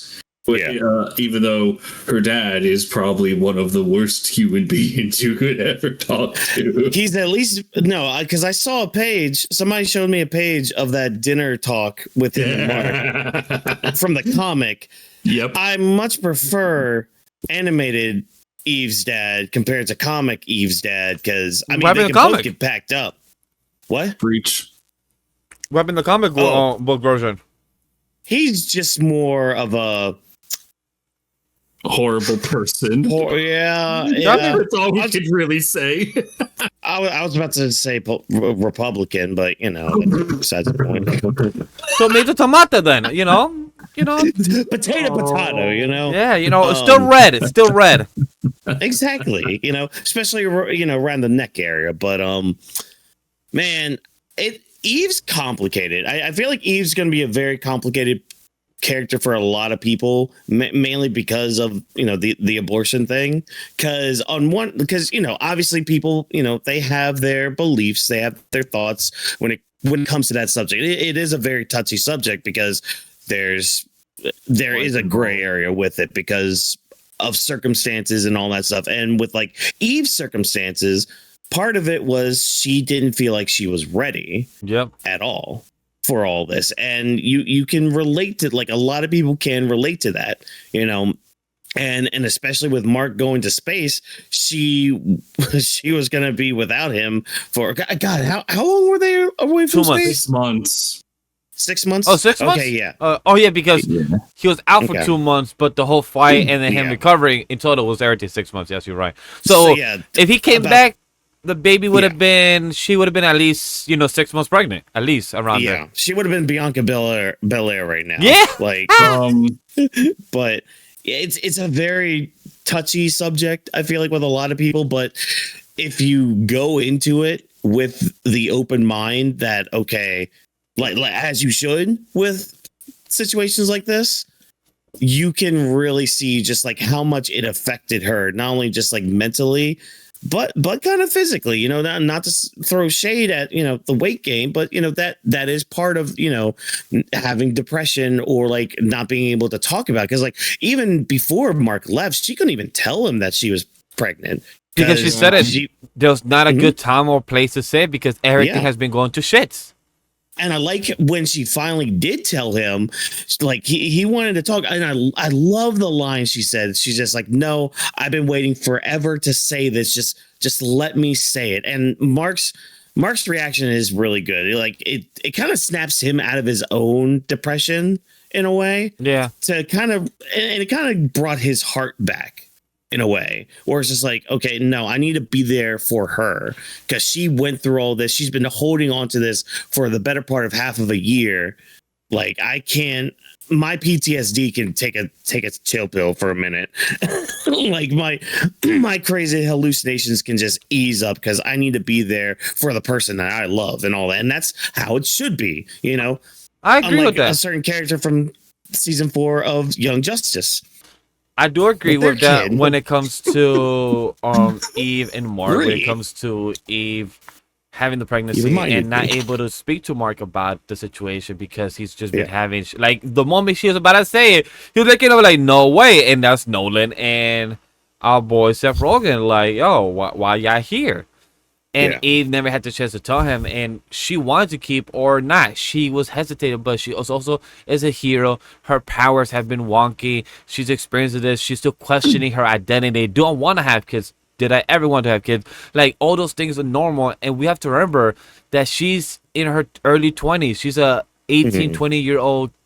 Like, they're still young adults. They're still teenagers trying to figure out life. Anybody in our age of 20, 30, to figure out life, don't ever stop. You're still trying to figure shit out as you go. And in this universe, they're heroes. They have died. They have lost limbs, gained back their bodies. They have done so much things for it. And for her situation where her boyfriend was supposed to be the partner that she's supposed to be here with, he's right now traveling to go stop a war. And she didn't want to handle all this for her first time by herself because that's a whole scary situation. Worrying about your body and also going to the doctor and having all this blood, knowing that you are a clone, but also your human is going to be a half Viltrumite human, half. Also, I want to enunciate that, by the way. There is a war, and the stakes of this war are if you lose. If her boyfriend loses, they all lose. Yes, correct. Yeah. Yes. But Trev, how do you feel about all this? Any thoughts on this? I mean, that's what I was ultimately building up to in terms of like I've always appreciated Adam Eve's story, and when it got to this point, our mutual friend Eden's, he and I would be like debating, and we're gonna get to more of that soon. It's like, are they gonna do the Eve abortion story? Are they gonna go that far? And honestly, for the longest time, we kept thinking it's like, okay, there's signs in the comic, or I'm sorry, there's signs in the show that they may not go the comic route. They might be doing their own thing, which we're like, okay, all right, yeah, it's fine. And then as the episodes in this season went by, we're like, the timeline is cemented. It's becoming it is becoming more certain that things can happen. So it's like, all right, so we're doing this, and I do appreciate that they're going through with this because I feel like it's an element of heroes that isn't particularly explored all that much. And here's hoping that they continue because if any of y'all comic readers like little old me. Hopefully they do her justice in the next season where it's like, what will she do? You know? Like what's next for her? Saving the world. Exactly. Yeah. And all I'm going to say is thick Eve is best Eve. What? You heard me. Yeah, thick Eve is best Eve. Like, yeah, she gained more little extra thickness around her. So let's see. Mark even answered. I didn't even question it. What I noticed is that I miss you, and that was what was important. So, hey, Mark Weaver's words. He said, yo, how you look right now don't matter. To me, is that I'm close to you. Cuddle session, cuddle season. We're all about that, so I love that for them. So, we hit our core characters and everything. Let's hit them. Anybody else when it comes to the Guardian of the Galaxy, when it comes to Cecil, Sinclair, when it comes to any other stuff about the supporting cast, anything that you guys want to approach, anything you guys want to bring up to any other side characters? Guardian of the Galaxy. Guardian of the Galaxy. Guardian of the Globe. There isn't really much that I have to say about the Guardians because they were not the focus in this season. Nope. They were just there. They existed. It's really just that. How do you guys think about the new character that's behind me?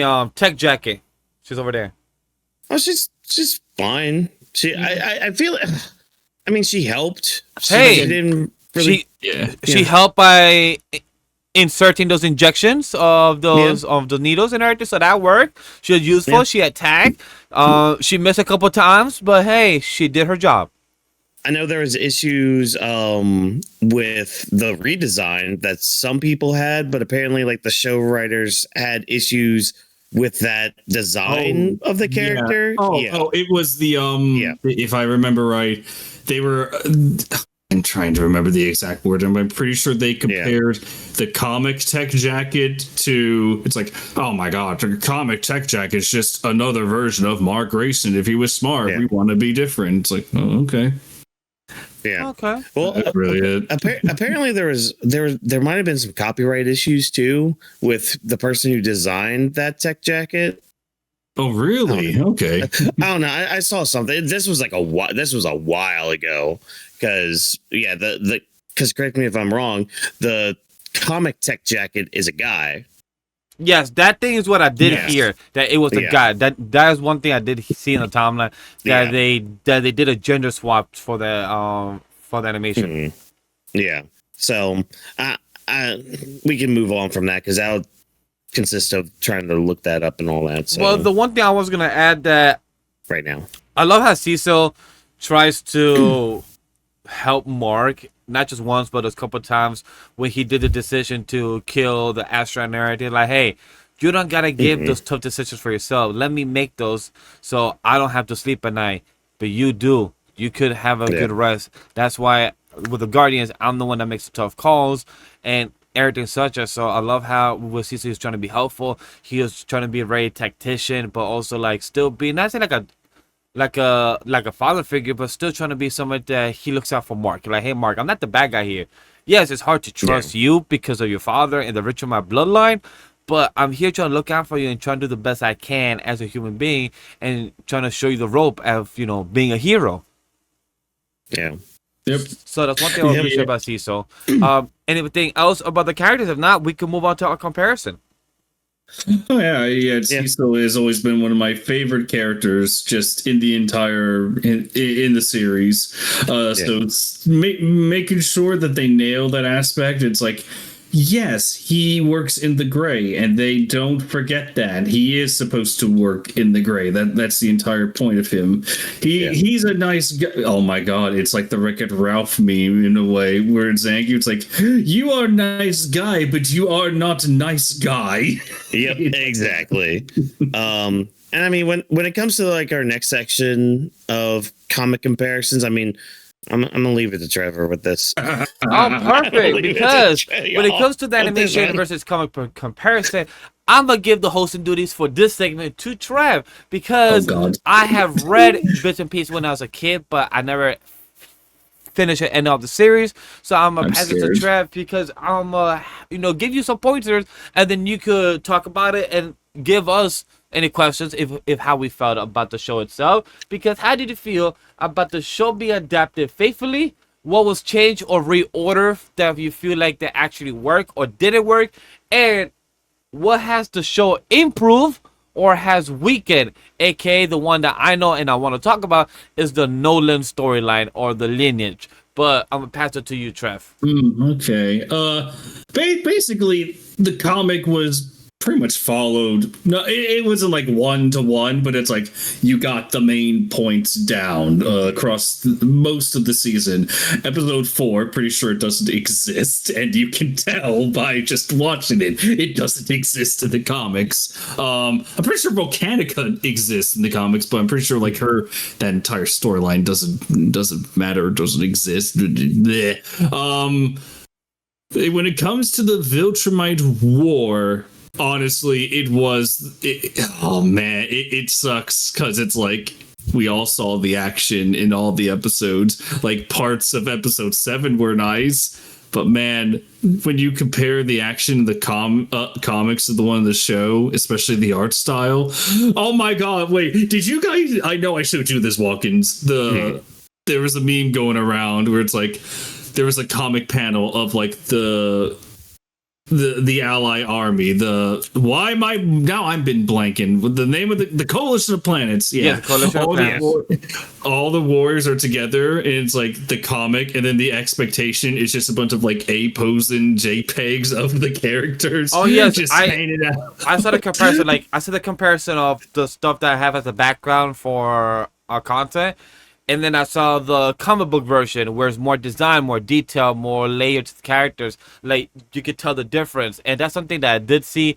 But, like, when it comes to anime, sometimes you could get, like, a Demon Slayer manga looking basic, but then you get an adaptation making that shit look like hot fire, 10 out of 10 animation, smoking on crack. Or you could get something like Dr. Stone or One Punch Man, beautiful art style by Bochi and Murata for One Punch Man, but then you get adaptation that is good enough. You can't really copy the art style, but you can at least have it solid enough and entertaining for Dr. Stone. One Punch Man, that's a whole different story. But for Invincible, it sucks that I've seen audience compare, like even anime fans compare this animation of Invincible to why could Amazon Prime not do a good adaptation of Invincible when it comes to anime.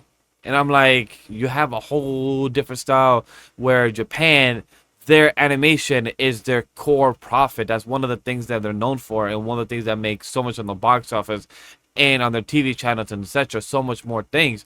When it comes to Western, yeah, animation is a big thing for us, but it's not like top tier. And Amazon not probably put in that investment where their investment is more in the voiceover. That's just my comment about that. That was a beautiful monologue, Vash. Unfortunately, that wasn't even close to what I was going for. But I tried though. Appreciate though. No worries. The point I was going is like someone did this was before the episode came out where they had that shot. It's like the expectation was just like the generic A poses. And then the episode came out and somehow looked worse than that. That's why I was passing around to you guys. And then unfortunately it's like the comic, there's one thing that the comic does good. It shows how impactful blows are. Like when Thrag impales Nolan with his hand. In the show, it's like, ooh, that looked like it hurt. In the comic, it's like, holy God, you're not. Oh God, are you surviving that? Oh my Jesus.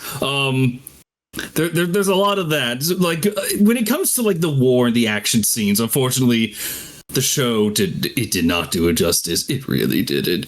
It really was just like opening up a PowerPoint presentation and then you move one JPEG to the other and you have a clash and then you rotate them. It's like, yes, I created my action sequence. Not even close to the comics. The sad thing is like you don't have to be super fast paced with your fight scenes either, because you can have slow, impactful blows. And if anyone says that's not a thing, Justice League Unlimited. Yeah, there's a reason why I mentioned that earlier. It all connects. It and all Young comes Justice full too. Circle. And shout out to that one. Indeed. Yeah, indeed. Yeah. I am reminded of if you guys remember this one, Superman versus Shazam in Justice League Unlimited. Ooh, yeah. Another they one. Are just slugging. Robin versus our boy Cinderblock in fucking Teen Titans.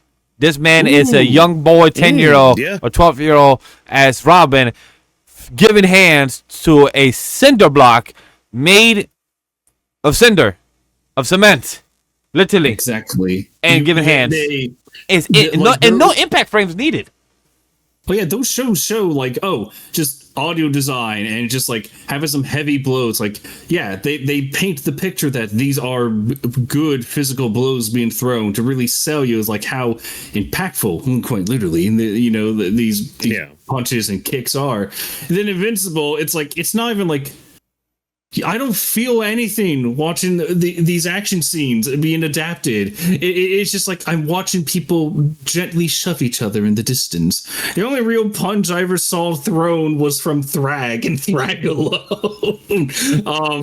I feel like also when the guts were being put through the stomach, I feel like there's so much intestines coming out. Like I feel like, do us humans have that much like coming out of our gut, like that much when somebody pierces through our stomach? Like is it that much, or is the show exaggerating a bit?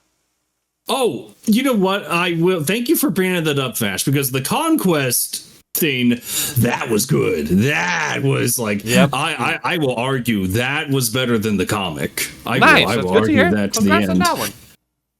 Because in the comic, like I said, it kind of just jumps from like one action theme to the other, or it's like it's just an exchange of blows over and over and over again. Whereas the show, part of what it has to do is like it has to connect the dots. But man, when you connect the dots with Conquest and Mark, where it's like, oh yeah, they stretched that choke sequence for like 2 minutes, and all the while Conquest is ripping those guts out. In the comic, I need to mention in the comic, it's like just a few panels, I believe, and then in the show, it's like we're gonna stretch it like 2 minutes. Bro, I was questioning. I'm like, why is he getting choked for so long? Like, bro should be dead. Like, bro just getting pressed. I'm like, is there any day now? Like, is he gonna die any day now? Like, choke the motherfucker. The choking thing makes sense to me because I mean they can just hold their breath for like 2 weeks in space. So it's just like, okay, really tough. He's a thick boy as well. But like, nah, the guts part, like I'm just sitting there watching this. I'm like, because I'm usually fine with like animated gore like that. Yeah. But even I was getting uncomfortable with that. I'm just like, can we move on? Can we move on from like? Bro was still choking him. Are long, but like, god damn, man. And Marcus and bro was still choking him while the hand was in there, and I'm like, and bro was just yanking that shit out. I'm like, are we just gonna like yank his whole heart out by this point? Is the heart gonna just come and be like, yoink, heart stop beating? See, what I would have done if I was Conquest, I would, because he was using both hands, I would have just like held my hand like that and gone like, yeah, bleh, like that. Like, but you know, that involves thought, and I guess there wasn't enough blood in his brain at that point. No, you know, bro was pretty purple. So, his eyes was going back.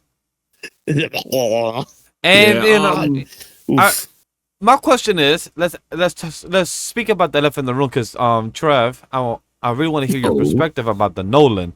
That we find out that Nolan is not the child, the son of Emperor Argo, and we find out that he is maybe not confirmed.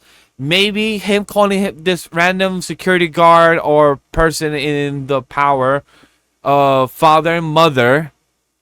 Maybe they're just adopted father and mother. I'm just be optimistic, Chad, because maybe we later find out that he is Nolan and Mark are the descendant of Emperor Argo. We don't know. Maybe we're still missing it. Maybe they're cooking it. Maybe they're slow cooking it. They're putting it in the slow pot. We don't know. But Trev, can you break it down? What has happened? What has changed?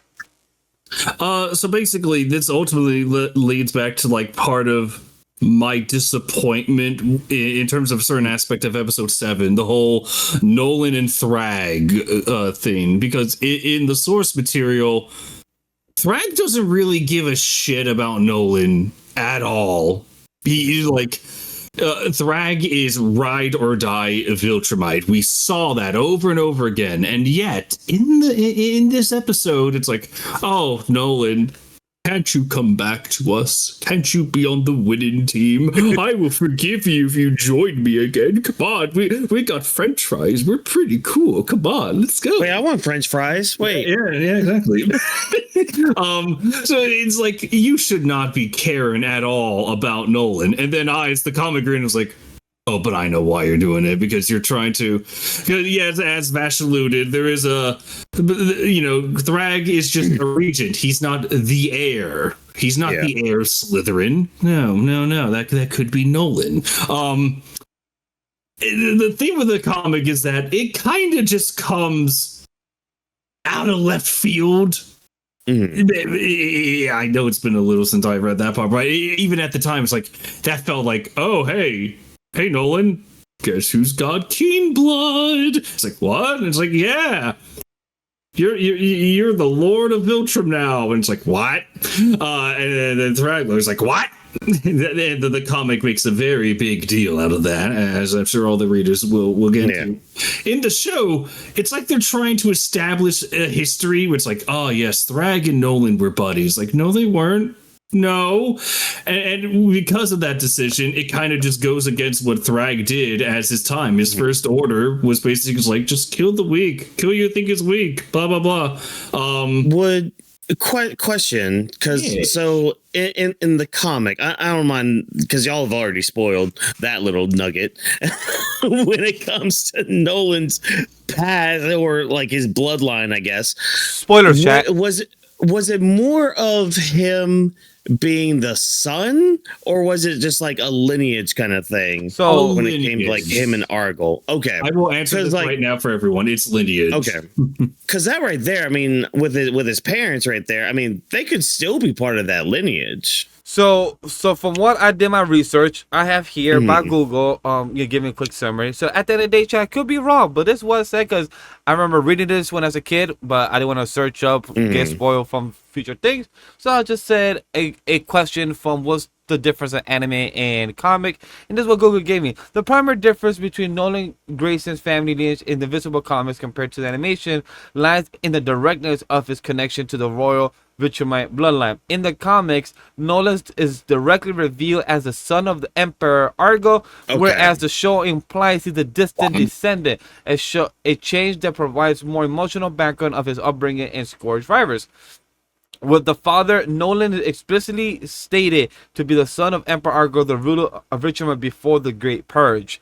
Background: Argo was killed by our boy Thetis that we saw in episode 7 when Nolan was very young, causing Nolan to be raised without knowledge of his royalty, and his heritage was hidden to protect him. This direct blood connection is the reason Thrag recognized Nolan as the rightful heir to the Viltrumite Empire, and for this to be known that the father who in the show, the man who raised Nolan is the show's flashback serves as a high-ranking officer, not as Emperor himself. The man dies from the Scourge virus, and this is so far from season 4. That's what it says that what they changed so far. We don't know that maybe we might get Dow's adopted father. Things might change more. Maybe Robert Kirkman, tries to squeeze that in season 5. We don't know. Only time will tell about that. Okay. Yeah, because they'll need to have some line. If that's the case, they'll need to have some lines, not only for that little aspect, because they have a few things when it comes to the Viltrumites from season 4 that they have to explain. First of all, it's because I need to say this as we're recording and all that. How did because I know our friend mentioned this from the comic, but I need to hear from the show. How is it that the Viltrumites got to Earth and were not detected at all by Cecil, who is already just like on edge when it comes to the moment of Viltrumite? Yeah, the moment of Viltrumite is like sensed on Earth.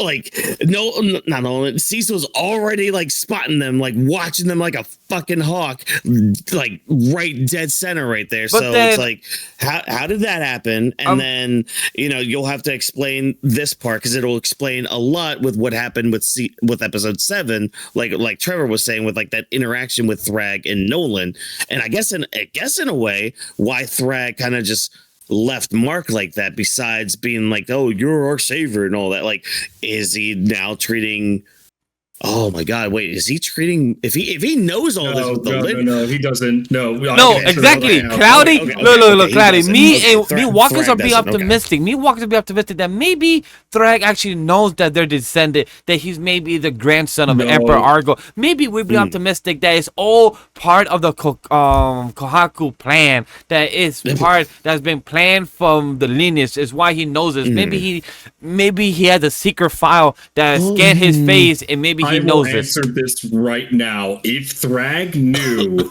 before this season or during season 4 that Nolan was a descendant of Emperor Argyle, he would not survive the season. That is all I can say.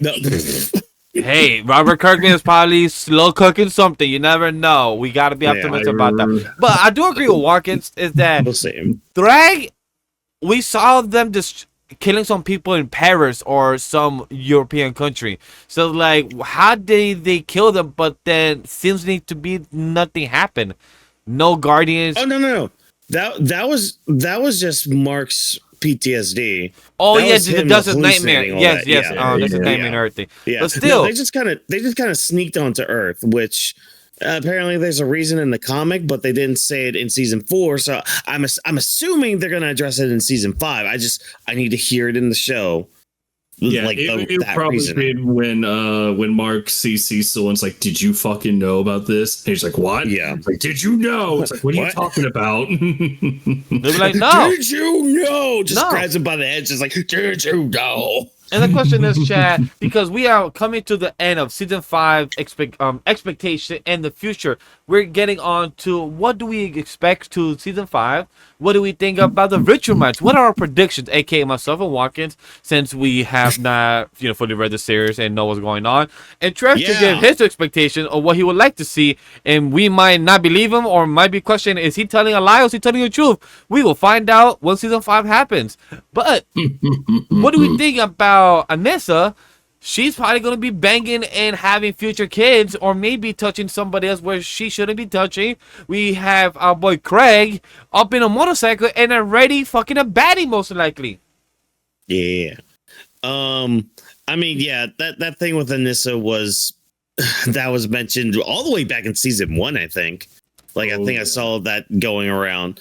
So I mean, I'm assuming that's gonna be happening because she did give Mark a look after hearing that he killed Conquest. She looked back. She was like, "Oh, yeah." She I said, can confirm if they're doing this stuff already from the comics. Yeah, it's happening. Yeah. She said her panties are getting wet for Mark, is what she said with her eyes.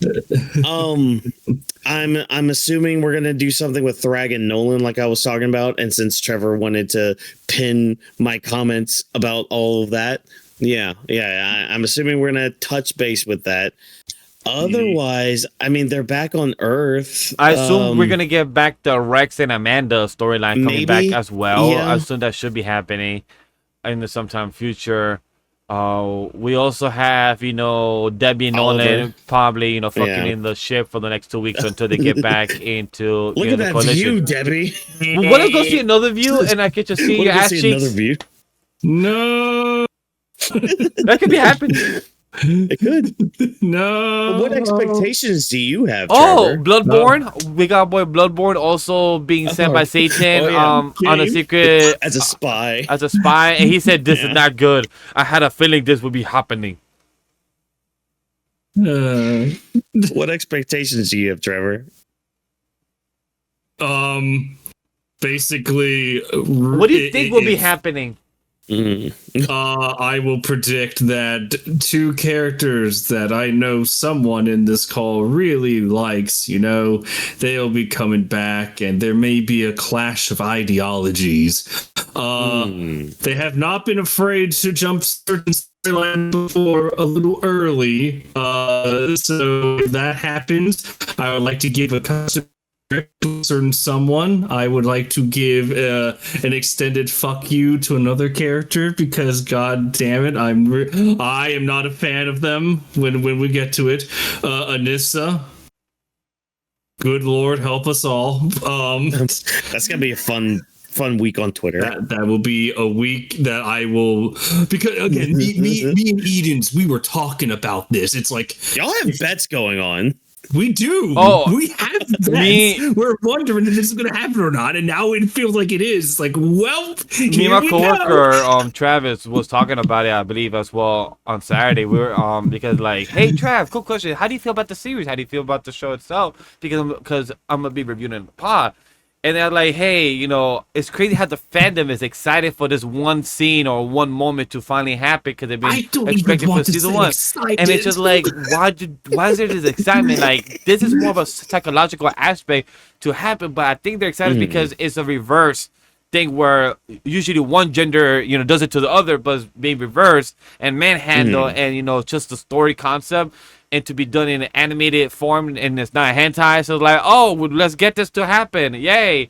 It's just really interesting how the fandom is hyped for this, but I hope is more of the story beat and how it's going to be executed hype, not just to see something very type of vicious and aggressive and something that's non-consenting to happen. Yeah. We'll find out when we're older, I guess, in 2027. I don't know about other fans. I'm not hyped. I'm just like morbidly curious. It's like, all right, if you're gonna go into it, well, good luck. Let's see what you do with the material. Let's see if you handle it with respect. I'm curious to see how the Guardians has been handling things without Monster Girl, without also Rex, because they have the tech and strength. So I wonder how they've been handling it without, them for the past 6 months. So I wonder what's their storyline gonna be later. How's Mm-hmm. Eve and how's Mark and his therapy gonna be going? Because we are gonna be Oh in yeah. therapy. We're gonna see him having sessions, talking about himself and talking about how's his PTSD, how's him experiencing battle, war. Like I wonder how's that gonna be going for his character, because this character, like, what we've spoken about very highly, not just now, but in the previous years, Mm-hmm. Weebs Lounge / Anime Lately, Invincible handled things very well when it comes to character work. So that's one thing that I'm very excited about to see. Where do also Sinclair, where's his character gonna be going? Because he even said that, hey, Yeah. I'm not great in anti-dimensional wormholes, so you need to find somebody else. I'm all about this tech. Yep. How's William and their friends? How's college? Eve is still doing college. Is Eve's father gonna be doing better as a human being, or is he still gonna be a No. scumbag? No, I He's can still gonna answer be a that right piece of shit. now. It's never gonna happen.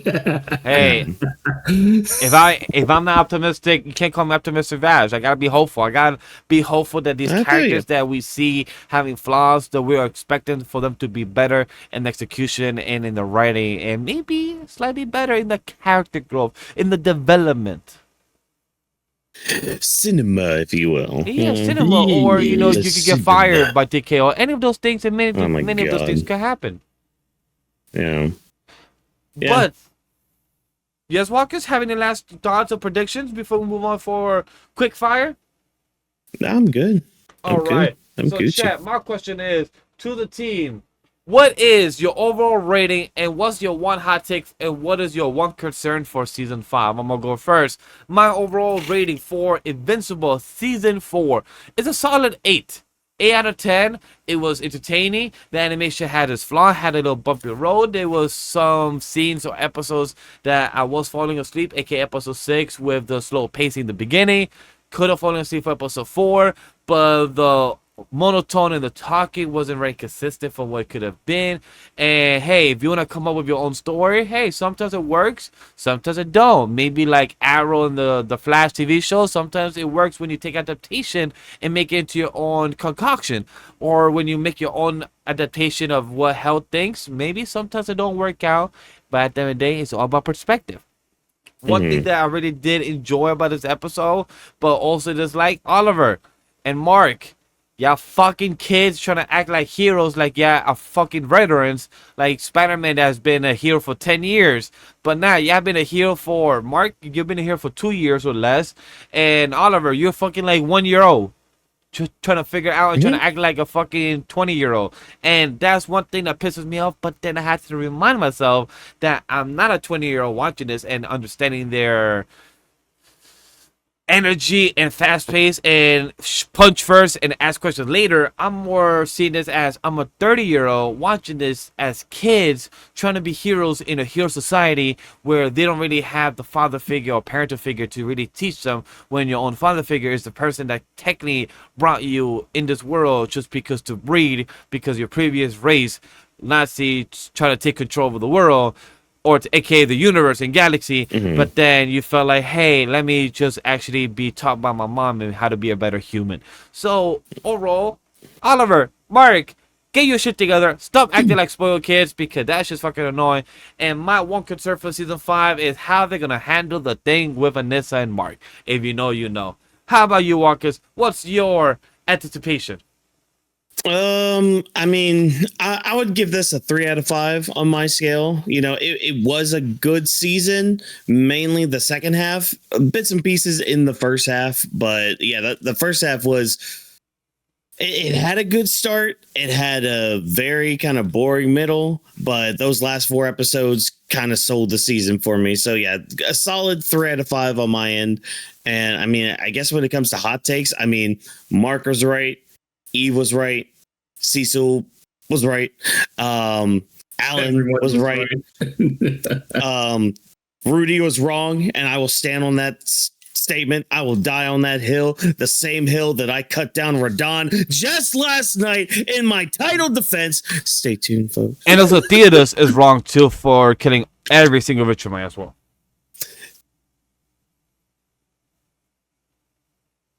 Sure. Anyways. How about you, Trev?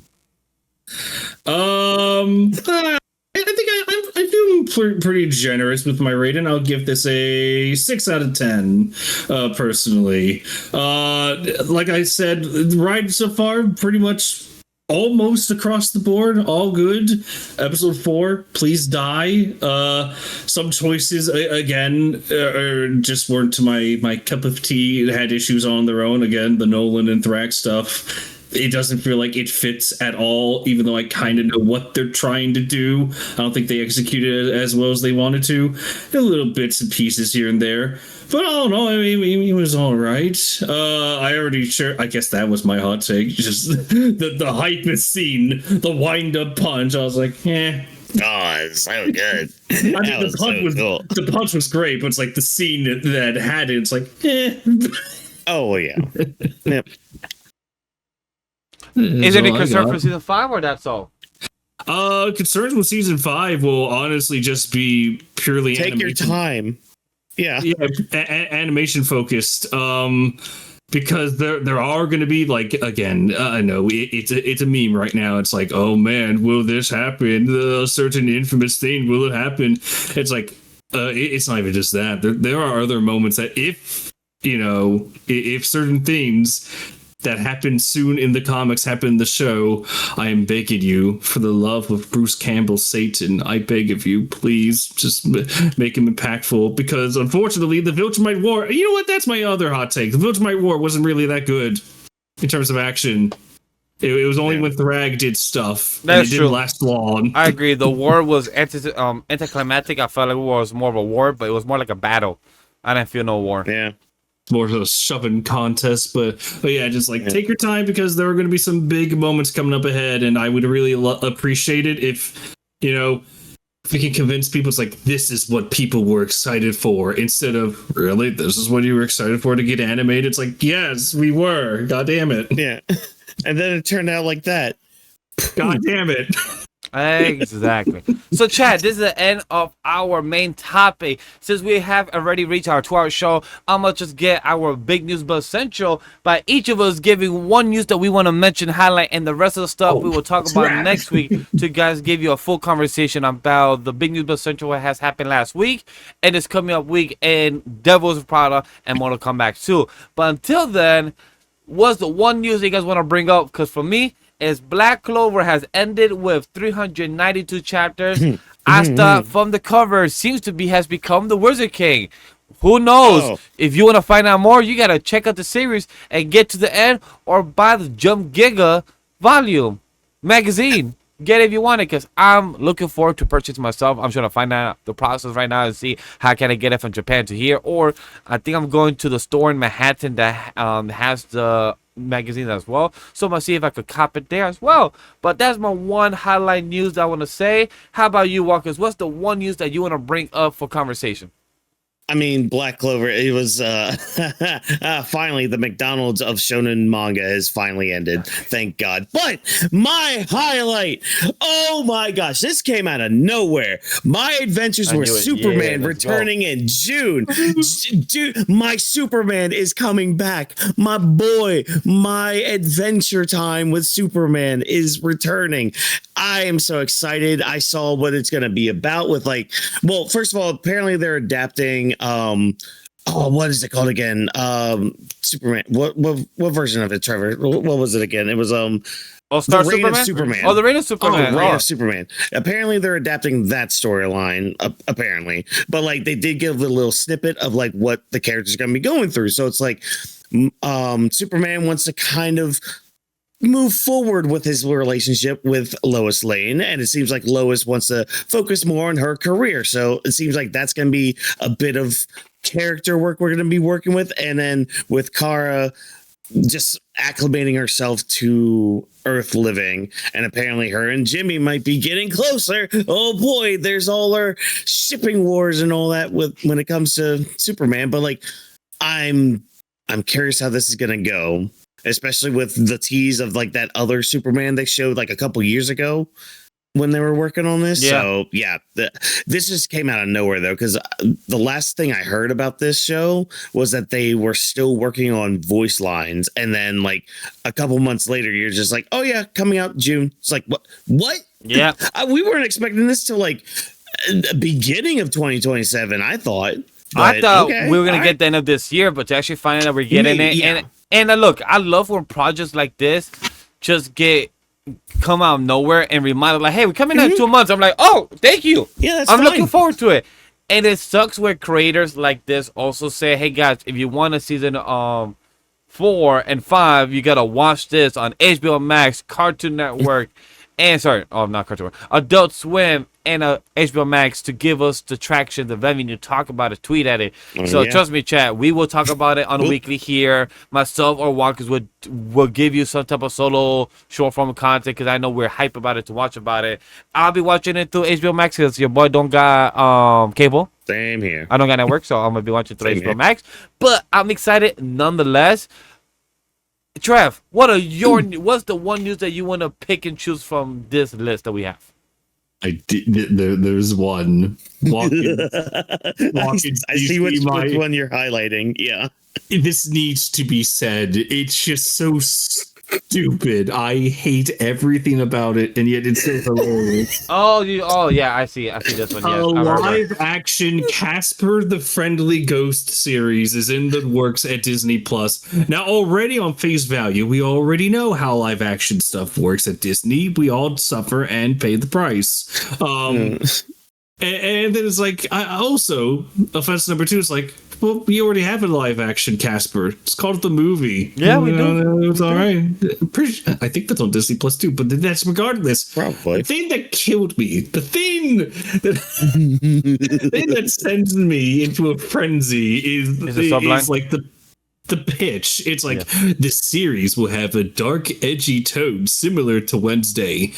Can we not? Can we stop? Can we please stop with the dark stuff? Especially when you are tackling Casper, I want to yell this out here, friendly ghost. Please? He's a friendly ghost. No. How do you make him angry? By making him emo, that's how. By doing what we were talking about on call earlier, but I'm not going to repeat on here because, I don't want to put like a disclaimer at the beginning of this episode to be like, the topics talked about here. We get up the silly joke. It's like he Casper, when he was a teenager, he's like, man, I feel like I want to shave my neck because I want to look good for the ladies. And that's it. That's how he dies. Bro, a ghost. It's called fucking Friendly Ghost. Why do we need like Wednesday? It makes sense. She literally has a mom that's all about big titty and darkness. That's what she is about. And having a bloodline of lineage of connected to the dark cosmos of energy. That's what literally is about Wednesday family. The Addams family, yes, some adaptations makes it more goofy and narrative, but you could turn them into more dark, edgy tone, and it works for the Wednesday TV show. It works very well. The actress Jenna Ortega has been doing such a fantastic job all the past 2 seasons. We're getting a season 3. It works. But when you have a show, a title of a IP, literally called Casper the Friendly Ghost. Again, chat, like Trev said, Casper the Friendly Ghost. Is that the Mean Girls? Is that the Casper the Mean Ghost? It's the meme of like if you gave Clifford a Glock. It's like, why would you do that? Look, we might be thinking too close-minded on this. What if it's not Casper that's the dark one? It's everything else around him. What if he has to go to like some crack addict and try to become their friend and try to turn their life around? What if that's the darkness that we're getting into? Wait a sec. No, we had the dark environment. It was called the 90s movie. Yes. Well, guess what? It's 2026. You're gonna forget that 90s nostalgia as we try to give you a 90s nostalgia product for you to buy. Good luck to them. 90s. That's a good luck to them because Chad, we have gave you our big news but essential with 3 of the highlight things that we want to talk about. But don't worry, many things that has come out of the Actors Guild, the AI, and what else has come out with the Lego Batman, Injustice 3, and many other things about the Mario and the Miyamoto Mario Galaxy film. The other project, a Universal project of Donkey Kong, got officially date, but we don't know what it is. What untitled project could it be? We'll talk about that next week on episode 226, because we are come to the end of episode 225 of Invincible Season 4 review. And this was a good one. I was looking forward to this. I did binge it within the past 24 hours, so I'm very proud. I wanted to try to make the time to react because I had a few fans ask me to react to the series, but never found the time. I can't really make up a whole day just to react for 8 hours, and also having Amazon Prime that want to have ads 3 times or 3 slot times, and I'm like, go fuck yourself, Amazon Prime. You want to give us ads even though we pay for your product? Go fuck yourself. However, I'm really glad to have enjoyed the series. It wasn't a perfect adaptation compared to the most recent ones or a perfect quality, but you still got to enjoy the series overall for season 4. If you guys want to go back and see the adaptation stuff, go read it. What volume or what comic issue? That part I don't know. You gotta search it and find out. Oh wait, Walker might have an answer. I'll let you know of this, because I saw this picture going around too when season 4 ended. We're barely halfway through the story. I do know that. I know like we're 2/5. I know that we're about to reach like halfway, but we're not there yet. Like something like that. Yeah. So hey, Chad, you found out something new. Trev, any last thoughts about our episode? Were you excited to finally get this off your chest of talking about Invincible season 4? Yeah, and I'm honestly even more excited to talk about next week when we talk about Devil's Wear Prada 2 of all things. Yes, Mortal Kombat! Oh yes, that too. Walkers, are you excited to see Mortal Kombat 1 and watch Devil Wears Prada 2 and review with us on a double feature? I guess that means I have to watch the first one then. I mean, it's a good one. It's a good one. And Hathaway and Meryl Streep, But they're great. time I have Dungeon Crawler Carl to listen to on my commutes to work. You still got Mandalorian Grogu in 2 weeks. Supposed to talk about. I'm not watching We that. don't have to watch that. Yeah, we do. We gotta talk about Star Wars coming back to the big screen and Darth Maul at the same time. We'll be reviewing it on that episode, chat. You guys can talk about Maul. In episode 227. Episode 227, 228. So stay tuned for that, chat. If you guys are excited about Star Wars conversations as much as Trev is in the background when he's falling through the pavement, like, no! Other than that, guys, somehow. Thank you for joining us on this podcast, episode 225. Big shout out for Walkers helping us with the breakdown and the structure of the Big News Plus Central. But we will hold that for next week. Hopefully, you guys enjoyed this episode for the Invincible Season 4 review and the discussion. Please let us know what you guys thought about it in the comment section down below. Don't forget to also click the links of where to find us on our social media. Don't forget as well, if you want to join our conversation on week to week or anime or manga or light novel, whatever you may be reading or consuming the media, join our Discord, talk to us, and join the community of the Weebsters.